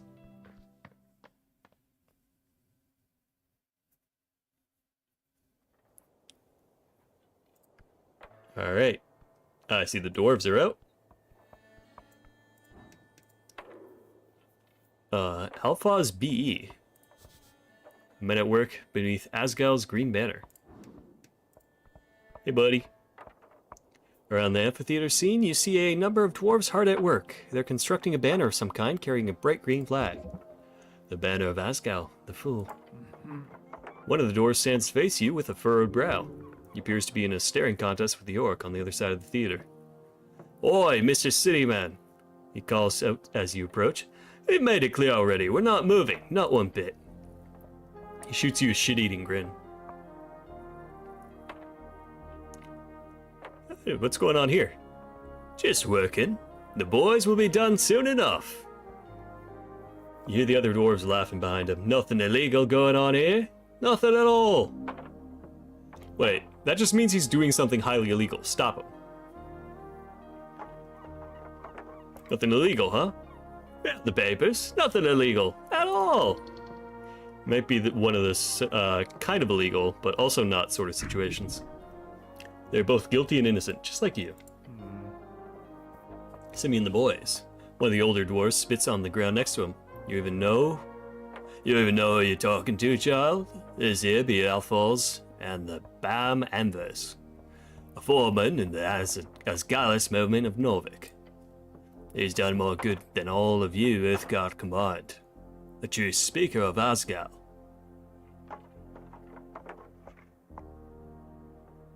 Okay, sure, yeah, whatever. I have some questions. Yeah, I'm all ears. He gives the older dwarf the stink eye. Don't mention the whole noble thing, it'll just piss him off. Unless you want that.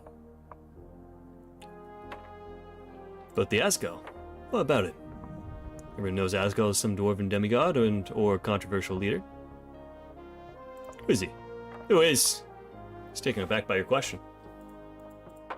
He's Asgal! Asgal the Great, the Kind, a liberator! His legacy is as flawed and complicated as his message. Born at the beginning of the Divine Era, he is a disputed demigod and warlord of the revolutionary Dwarven Legions. I never heard of him. You've never heard of potatoes either? Huh? Potato? Bah! Takes a step back, ignorant child. Mutters under his breath. I've got to ask though, is this a religion? Most certainly not. He scoffs in your general direction. Is it a cult? I don't know who you've been talking to, Mr. Cityman, but let me assure you, Asgard was no god or demigod, or anything related to it. He was simply a man with a dream of a fair and decent and just society. Nothing more. Ouch, sore spot. Guys, setting up a play or something? A play? We're holding a rally for the cause. This evening, workers across Tolstad will gather to hear the word of Asgard. Turns towards the orc, and no one's gonna stop it. Hear laughing coming across the theater. Papers, Alphas. He grumbles and turns back to you. So what do you want? So what's the problem here? Shakes his head. Where to even begin? So it is forenoon. I get the lads together. When we arrive, that accursed woman is standing there. The dwarf shudders. She starts complaining. He reaches for something in his pockets and takes out some documents. We show her the papers, and the papers are no good, she says. Bah! Okay, real convenient, I say. No, there's nothing wrong with these papers. We are in our right to speak out against tyrants and burghers. Burghers are Borgare. The craftsmen, merchants, and notably higher standing citizens in comparison to those of rural roots. Bureaucracy. Check the papers. Surely the dwarves have screwed up somewhere. So she's wrong about the documents? Of course she is! She's a liar, that one. A filthy liar. Alphaz nods in agreement. Terrible liar. Can't even get the words out. Isn't it a bit like macabre to hold rally outside the morgue? Dwarf grumbles to himself and glances over the lich house. I thought I was a dentist. Fair assessment. No matter, the Asgard movement is not afraid of death. You hear laughter from the orc behind you. Big words, Alphaz. Dwarf grits his teeth. Damn orc. So what's this rally about exactly? He grunts. The guilds. For decades, there's been a collective bargaining between Norvegian workers and the City Guild. Let's also check one thing real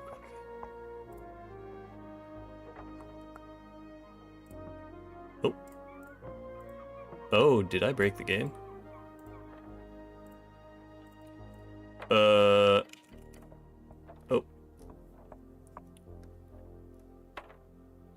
Guilds. But he kept a tight leash on the upper city class. Blessed be his name. Yeah, but look. I ain't the same. Ain't been the same since his death. Free striders have burrowed into every darn power structure, from paper boys to bookbinders. In less than a dozen years, salaries have stagnated and prices have gone up. They say free striderism would make the city rich. I say it makes it... I'd say it makes its people poor. We need change. So here to convince a bunch of Tolstad workers to vote for the Asgalist party. More or less, yeah. Well, it's also about the spirit of community. Together, we can fight against the purchasers of our labor. Alone, we are as brittle as a twig in the older dwarf pipes up. A twig in the wind. No, that's not good enough.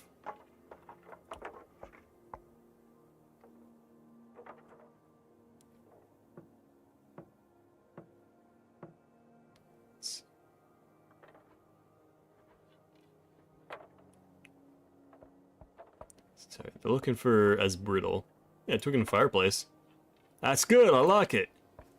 Anyways, the rally will be a success. We just need to get rid of that orc. So we can call out to all the workers of this magnificent city. Exclaims as if there's a crowd around him. Vote. Vote with your guts, with your manhood at stake. You too, Mr. City Man. Can I see the papers? Gives his companion a glance. Why? Okay. Let's see. Listen, I don't want to shut them down. I just want to make sure, like, their paperwork's right so they can, like, do this correctly. Just tell them you're an expert in that. You're on their side. I'm an expert. Are you now? Yes, and I'm on your side. He repeats louder. Are you now? Now hit him with it. I'm your best shot at getting out of this. Dwarf grumbles. His eyes go from you to the orc behind you. Fine. Dwarf sighs and grabs something in his pocket. Alright, hands over the scroll. I trust you with these documents, city man. Oh boy, if you hand these over to the orc, this could all be over right now. Tell us we're in the wrong, I dare you. Because we're not. The older dwarf joins in. Take a step back and check it out, and see what is actually going on here. From inventory, let's see.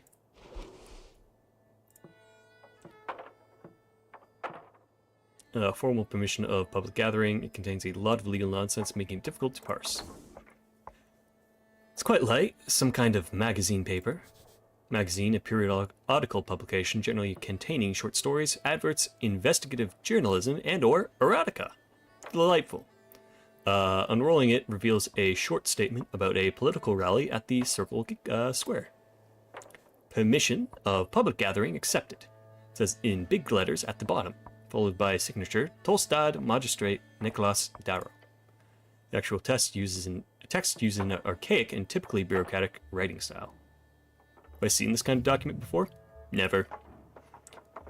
They must be rare. Cool document. It is not. I don't like it. Oh, how come? General tomfoolery. Fascinating. Alright, just above a 5. 16. You scan the text again, checking for spelling, phrasing, and terminology. It is perfect, not a single error. Except the date. It says their rally is supposed to be held on the 16th. The document is perfectly legal, but it's expired. Yeah, it's expired. Alright, buddy, I got bad news. About the rally. Check the paper. Yeah, these papers expired like last week. Takes the paper and shakes his head. With a groan, he mutters, I know. The date is just a mistake, you see? I personally had this signed by the magistrate 2 days ago, after this supposed expiry date. Must have done it on purpose. Exactly, that's what I've been saying, Alphonse.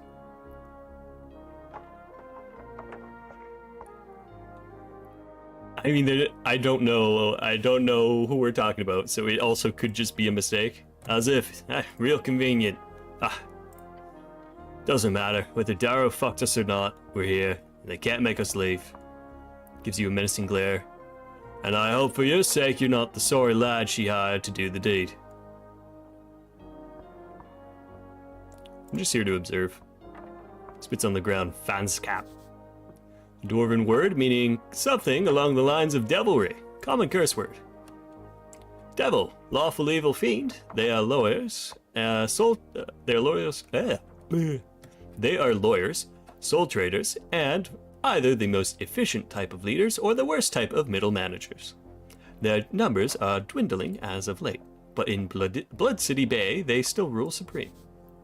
Blood City Bay, the most populated city around the coast, built upon the corpse of Gorgarian the Great and Terrible, a sprawling mess of wooden walkways and buildings carved out of the calcified remains. Once famous for its fleet of airships deployed during the Coast War, known as the origin of the Industrial Revolution, and where New Thrasin has overtaken it as the leader in manufacturing. It still stands as one of the most industrious city-states. Industrial Revolution, a period of rapid technological, esoteric, and social change that began in Old Dominator between 270 and 340 AE. It marked the shift from agrarian, magic-based, and handcraft economies to industrialized, mechanized production. This transformation revolutionized manufacturing, transportation, and urban life, laying the foundation for the modern industrial world. About the rally. Alright, good luck fighting the tyrants. Thank you, Mr. City Man. Appreciate it. Alright, well, have fun. What are you up to? Simi and the boys.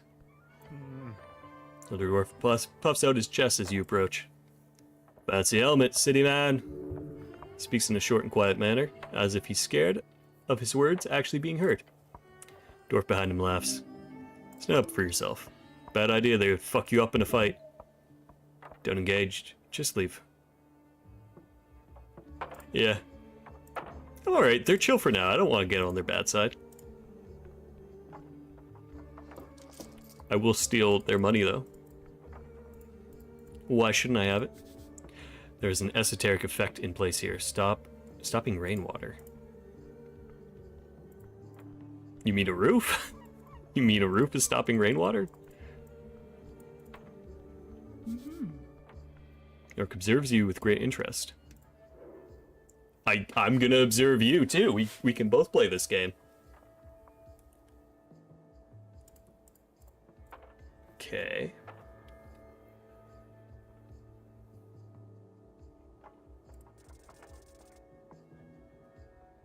Oh, I see. Okay, so that's how this works. You get to roll to kind of find out a few things. I really like that system, actually.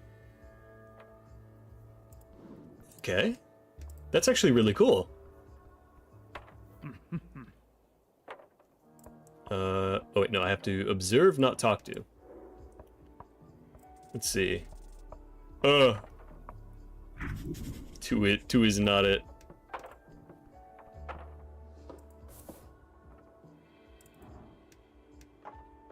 You know what, let's go back down to and observe the others. Oh, there's also a sign there.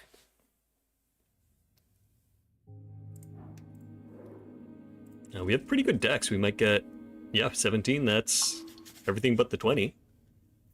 Level 9 Rogue. Very dexterous. This one is quite hostile style on your feet. His expressionless eyes seem to keep watch at all times. He's obviously determining where to strike for you to die as quickly as possible. How humane. Usually kobolds are only dangerous in large number. This one appears extremely dangerous on his own. Beware. And then let's peek out. You.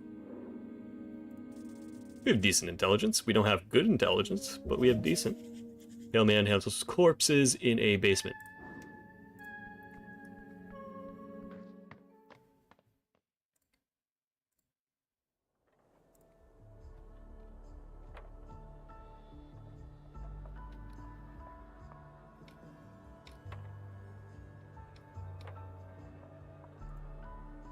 Okay. It says Viskin's Lich House, but then the and dentistry is scratched out. Yeah, I don't think I want to have my dental work done in a morgue. Alright, what you got going on? On the edge of the ruinous amphitheater, you see an orc sitting on one of the many loosened stone blocks. Looks like she's waiting for something, or someone. Exuding an air of authority around her, the large woman gives you a wry smile. Her tusks are gleaming. Not just physically imposing, this orc knows how to exert power in other ways as well.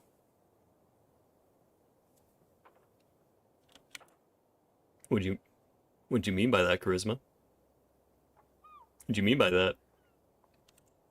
I know what you are, Charisma. I know what you're into. What's this? Not often we get Uthgard around here. Sure walk around like a damn advertisement with this drab uniform. As they should. She presents her palm to you. Vera is my name. I am second in command, guild agent of Tolstad. Nice to meet you. Yes, the handsome orc lady wants you to say a name. Be nice to her. She's a free strider. Make sure she knows you are a cleric.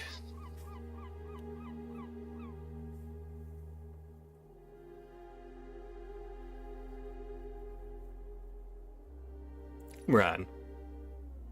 Hello, Ran. Shoots you another smile, waiting patiently for you to say something.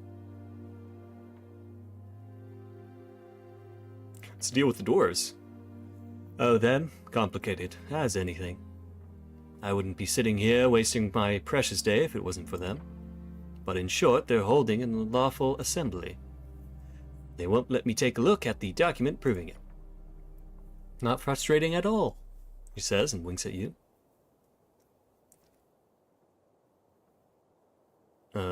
Explain to me in detail from the top. The words leave your lips as if you've spoken them 100,000 times. It's all just an inconvenience. Those lovely Asgalis have decided by themselves to hold a rally here on this lovely little circle square. Unfortunately, they need a permission of public gathering or a PPG. PPG needs to be approved by the district council. They do not have a proper PPG. Pick up on her use of the word proper. What does that entail? Proper? She scoffs. If it is marked for last week, it is expired. You're just sitting here because... Simply, really. These dwarves are ignoring my call to disperse, so I am here as a witness. If they did not leave by sundown, they will be fined and or arrested. Why don't you just come back at sundown? I would, but if it wasn't for the fact that I need to witness the entirety of the trespassing. Since they were served during the morning, if they do not disperse by sundown, they will be inflicted with an entire day's worth of fines. I'd have an assistant do it, or a secretary, but we're stretched thin, as it is with the election coming up. No, I'll just sit here and smile politely. Catch a tired frown slide past her facade. Arrested by whom? She gives you a smug grin. You, perhaps. The monopoly on violence here in Tolstad is more of an oligopoly. It'll be at roll of the die to see who gets employed to handle these rude dwarves. Maybe some goblins. The city of Norvik also allows us to employ mercenaries for extra legal enforcement, but the company likes to avoid that in most cases. As you can imagine, mercs tend to lack that finer touch.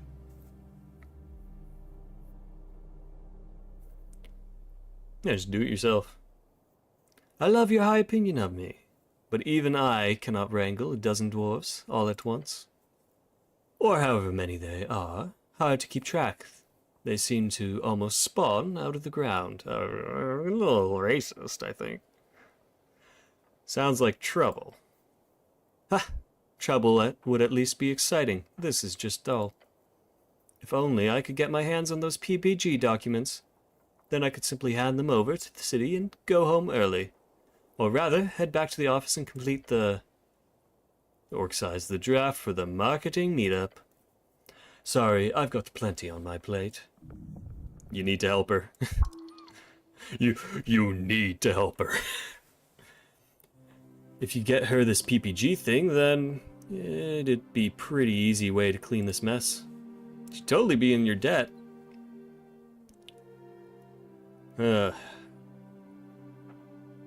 I'll solve this. Wouldn't that be something? That you could just swoop in and save the day? We'll see. You're on important business. Business, you say? She leans in and squints at you, fascinating. Perhaps I can be of service, Uthgard. For your business. Where's the Goblin Chieftain? Lady Sageleaf? Just head down these stairs. Good luck getting an audience, though. She busy? I sure hope so. Took us months to get in the room with her to discuss some renovations in the halls. The halls! A common slang for the central spire apartments in Tolstad. The lower ones are less fancy. If she's not busy, she's a bitch. Dragon of Tolstad, my ass. She catches herself from releasing any more profane comments. Anything else? Tell me what you know about the tea shop. The tea shop that blew up? She says dramatically. Sounds like a magazine title. I heard it was an accident. The Post mentioned it in passing. Minor mishap. I believe was the official post. Or official quote. Although from what people tell me, it was quite the explosion. Quite so you weren't in the area. No, I was on the North Wall. Company business. North Wall, one of the 5 districts in Norvik, known as the Industrial District for its many factories. Built along the river, this is where you live. A sign of an outsider, she calls it the Wall instead of just North Wall. Relax, she'll learn in time. You like her, don't you? What's not to like? She looks inland. A term for travel towards the endless waste away from the coast. I did see the smoke, though. It was clear as day. What do you think was the cause, Uthgard? The city says it was an accident, then it is. No comment. She raised an eyebrow. Hold on. Are you here to investigate the tea shop? She might be a free strider, but your business is your own. Get away from the conversation.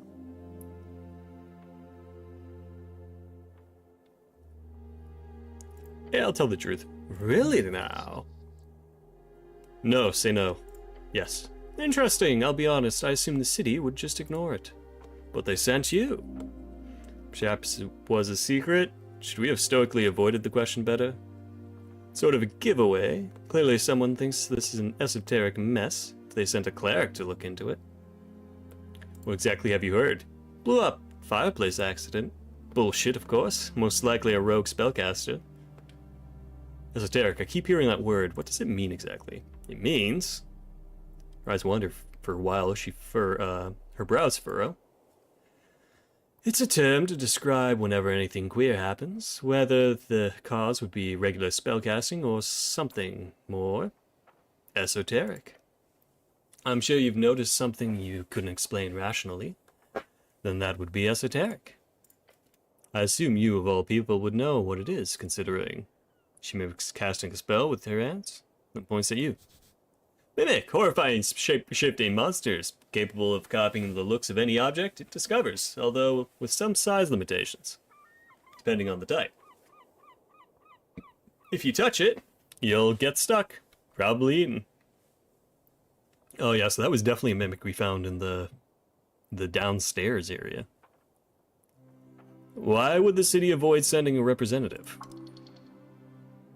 Duh, because of the election, of course. Look, Tolstad is a highly volatile district with lots of extremist ties.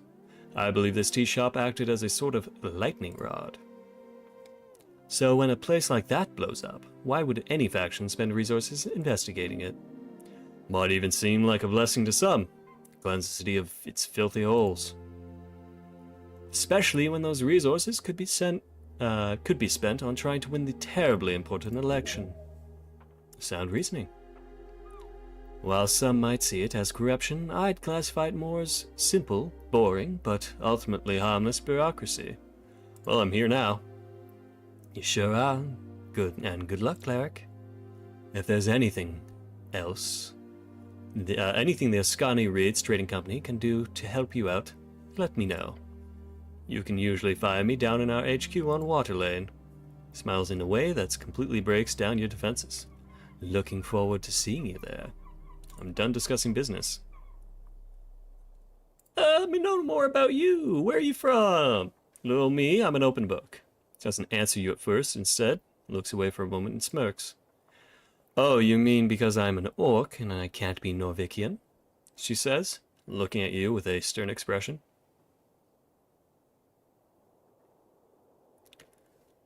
You know what I mean. I do, she says, giving you a warm smile. I'm from Blood City Bay. I ran with the warband when I was a girl. Powerful warrior here. She could crush your skull with ease. And that's a bad thing. That's a bad thing. Not good. Totally. Took me all around the coast, she explains, far from the cursed plains of Feltire. We were hired during the Third Revolutionary War in Reeds. When it was over, I stayed behind. She speaks, you see her eyes glimmer. Those were the days. Like being an orc in Norvik. My kind is quite rare, so... Her mumbles, she mumbles, her gaze trailing off towards the horizon. The occasional comment does sting a bit. I've gotten used to it. How nice of you to ask. I'm not going to say that. I think I'm just a regular old human. I don't know what I am. Yeah, I'm a wonderful person. Your comment elicits a spontaneous laugh. Oh, gods be damned. You are a special little man. She called me little man. You are a strong and physically imposing woman. We're not going to flirt with the first orc we see, all right? We have class, we have decorum. So you're working for the Free Striders. I don't work for the revolution. It's just a revolution. You fool, you knew that. Maybe. I work for the Ascani Reeds Trading Company. Ascani Reeds Trading Company, one of the many branches of expansionist organizations along the coast. They promote the Free Strider ideals in Aska. Currently, we focus on making sure this election process goes smoothly, along with other economic concerns. I enjoy working for them very much, perhaps not so much on slow days like this, but alas.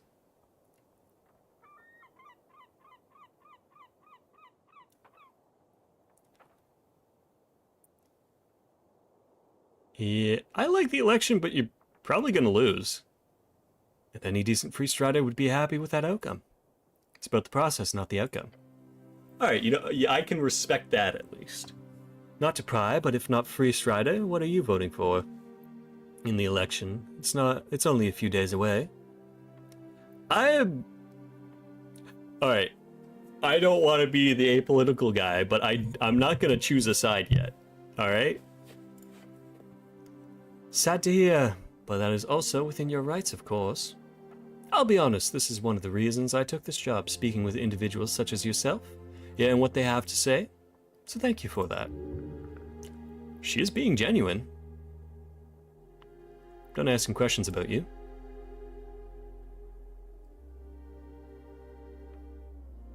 Oh, silly me, talking about myself all the time. What about you?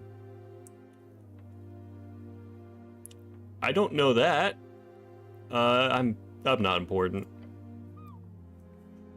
Saying it like that makes you sound anything but. I'm just a dude who may or may not be a corpse under here. About the rally. Okay, spoke with her. Dorf is pulsating with a surge of masculinity. This might be the start of a fight, if you're lucky.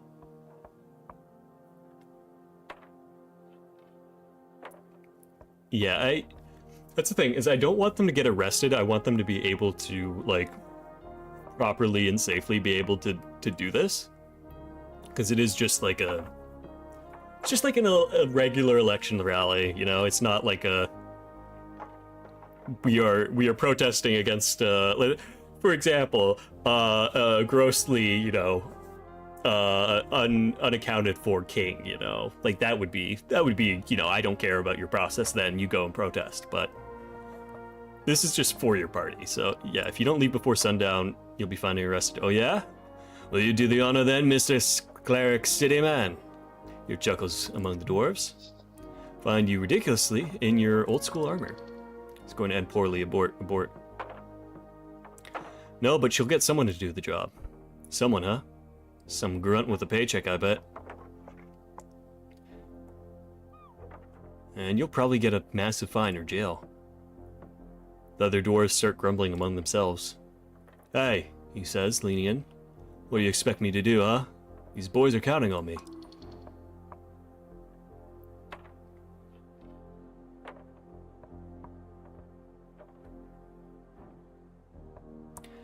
I wanna do well with this. I don't want to fuck this one up, because I want them to be able to have their rally and have their chance to gather more people. But come on, fuck a 4. Search the possible things. You search for the possible things you could say to narrow it down. The dwarf is a complete asshole. You should treat him as such. No kitty gloves. Time for big words. Listen, man. Please leave. Doors laugh. I said big words! I've said it once and I'll say it again. I'm not leaving. Dude, staying is useless. Those are your words, but to me, to us, it means everything.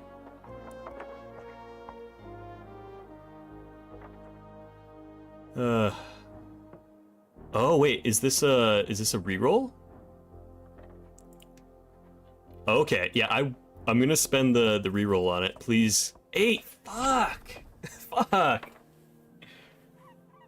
Damn. Alright, please leave. Big words. Said it once, I said it again. Alright, let's... I want this to succeed. Okay, there we go. Took 3. Took 3 goes. Alright, you search the possible things you can say to narrow it down. Dwarf is clearly in a sensitive situation. He needs to appear a strong leader, one standing against tyranny. You must show that you are on his side in his battle against oppression.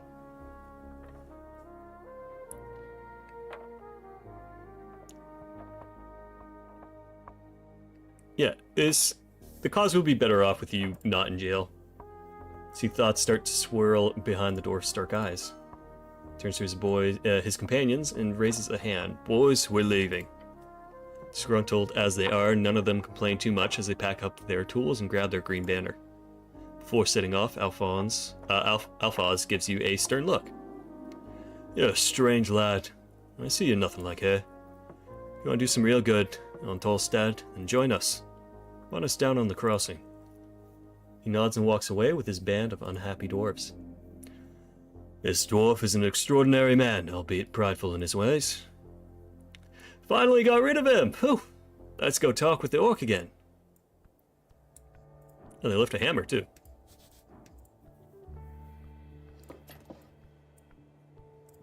Might as well take it. Okay, so that's more constitution. Which, honestly... no, having the +1 in strength is nice. We don't lose anything on the hammer. Let's take the hammer. So we might need to nail things. It's still a proper weapon.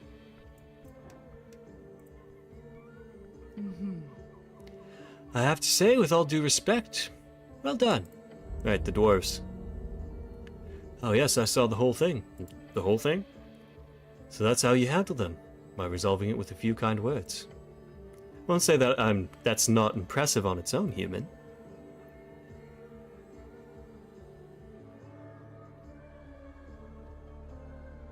Alphonse was in his right to be here. To be convinced.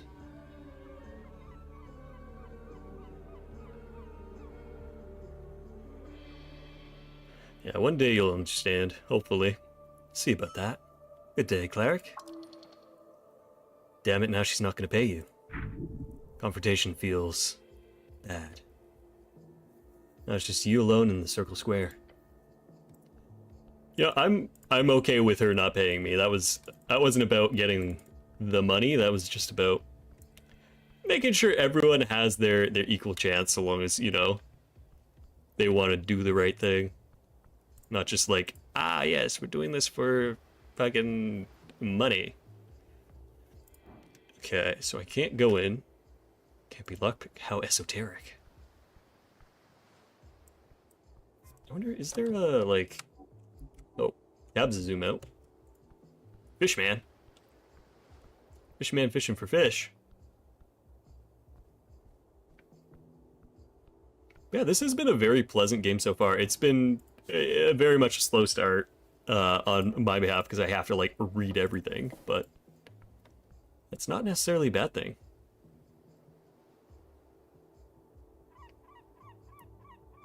Right. So, what are you doing? Alsace oppressive landlord. Ew, landlord. Entrepreneur oppressive? He is a good landlord. He takes care... Okay, well, okay. I guess not all landlords, right? Unfortunately. He makes sure there is a decent amount of service being done, maintenance, safety checks. He is nowhere near the worst landlord in Tolstad alone. Alright. Well, if he's a good guy, that's good. A large merman sits by the sea. Cleric, he says, acknowledging you further. His voice is deep and bubbling. Greetings, citizens. I am indeed the cleric. Does not take his dark blue eyes off the city horizon. Why are you disturbing me? I just need some information. Information is expensive, cleric. As anything in Norvik. The merman looks at you with a pair of deep eyes. Thalassos is my call. You stand in my garden.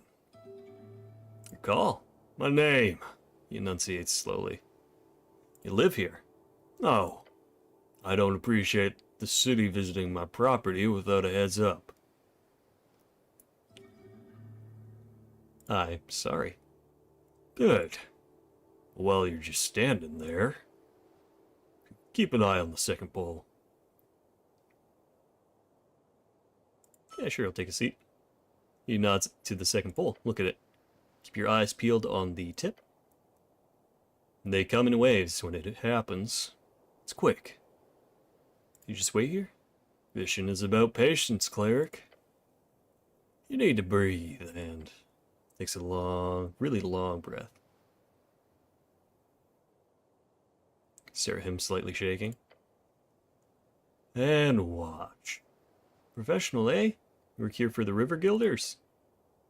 Raises a thick eyebrow in your direction. No? So what do you do then?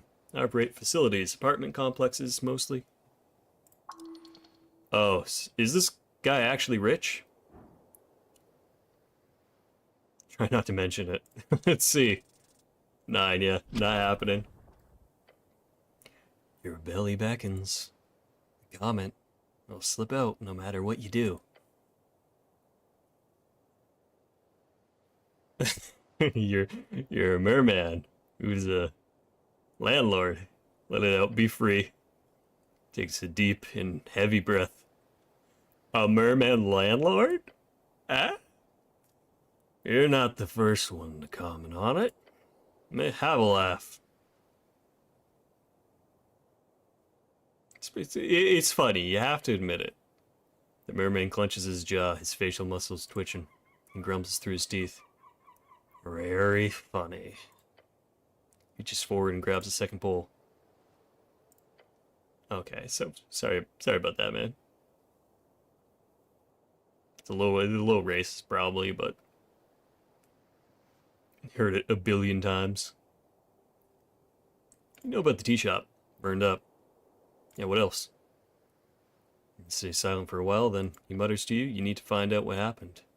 If it is an esoteric error with the fireplace, if it happens to more units in the area, I could be affected. I would personally hold Magistrate Darrow responsible if it does.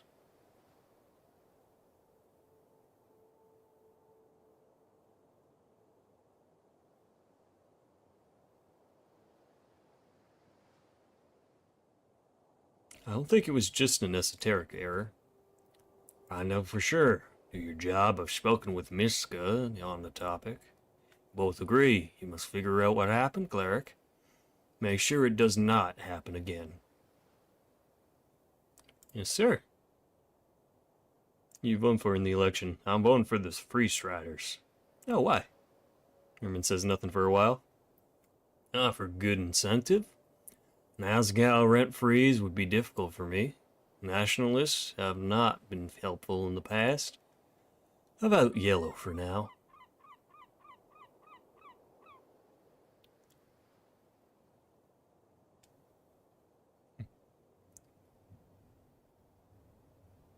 I hate that in order to say I don't know who I'm voting for yet, you have to say, oh, I'm apolitical. Because it is, you can't be, you're not apolitical. No one is. Do you have a quest for me? No.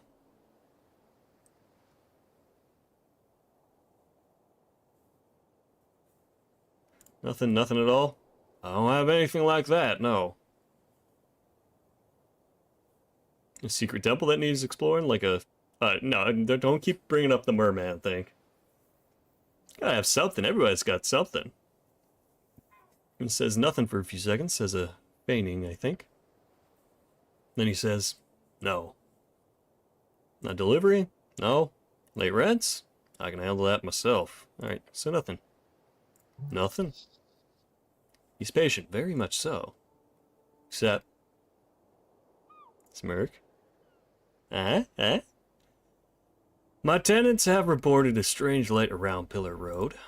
At the tea shop, I do not want to take any chances. Take a look for me. Strange light? Merman grumbles something.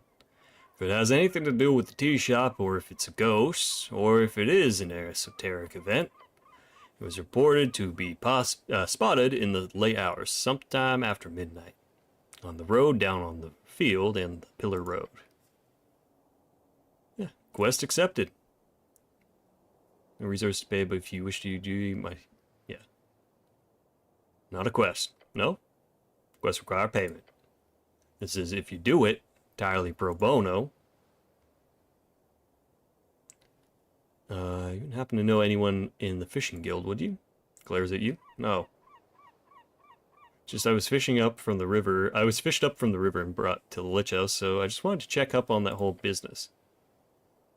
They did not bring you to Visk. I did. Oh, hey, buddy. What? Stopped looking at you. Wait, really? Oh. So you fished me up. Yes. You were dead. Dead? Yes. So I brought you to the morgue as one should. And you come here alive. But that is your business. I don't understand. I have nothing more to say about that. You should deal with it yourself. Yeah, you should. This means there was a resurrection. Resurrection, the act of returning a dead person back to life. There are many spells that do this, from a weak Revivify to the legendary True Resurrection. Revivify, a third-level necromancy spell. If used within 60 seconds of death and the body isn't too ruined, the target is brought back to life. True Resurrection, a 9th-level legendary spell capable of bringing anybody dead back to life. If you believe the legends, there are many different tales with different takes on the restrictions. But generally, you cannot use it on a creature that has been dead for over 200 years. Now you need to learn why. Wow! You must have gotten stuck in something really wacky here. Be careful now. Someone wanted you dead. Someone wanted you alive. That's bad. Probably. I'll figure that out. Yes, you will. I'll leave you. I gotta go home and rethink my unlife or second life or undeath. Hey, necromancer guy who's clearly a necromancer. Did you revive me? Did you bring me back to life? Hey, buddy. Hey, I was dead. Hey, man. Mm-hmm. I was dead when I was brought here. Yes. He admits it so easily.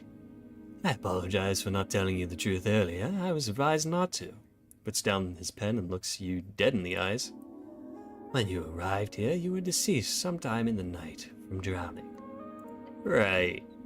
Approximately 3 hours before arrival, I immediately began the formal procedure until I received word from Lady Sageleaf along with payment. He nods. She wanted you alive. The lady had been notified of your arrival here. As such, I prepared a resurrection. You rezzed me. I rezzed you, yes. That's powerful magic. It is. I have my sources. Pale Man holds incredible power if he is able to bypass esoteric limitations. However, I suspect you speak with the Lady Sageleaf about this. If you require answers, I am simply a middleman in this. What spell did you use? It's quiet for several seconds. Modification, then. A personal resurrection spell. Raise dead? That's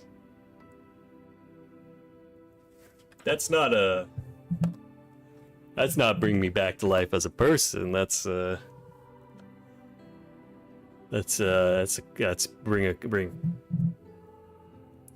Huh. Wait, no, it's. This is one that needs to keep going. With changes, this is not the original spell, as I'm sure you understand. Viskin's Raise Dead. My spell requires a higher cost, while lowering the spell's complexity in return. Like a blood cost? No, Cleric. The new cost is double. 1,000 crowns, which is not bad.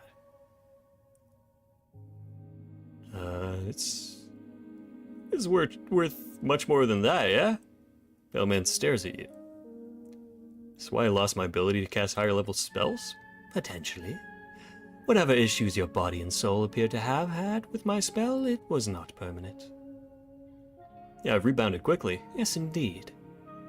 Felt really weird when I woke up, like, different. Is that your dark magic too? That can happen, yes. So as it can with any resurrection magic, when a soul is given sufficient time spent away from its body. So my soul is ruined? No. Right, I'll go speak with Lady Sageleaf. Good idea. Just an instrument. Thank you, goodbye. Alright, well we're definitely gonna have to deal with that. Figure out why Sageleaf wants us alive. That's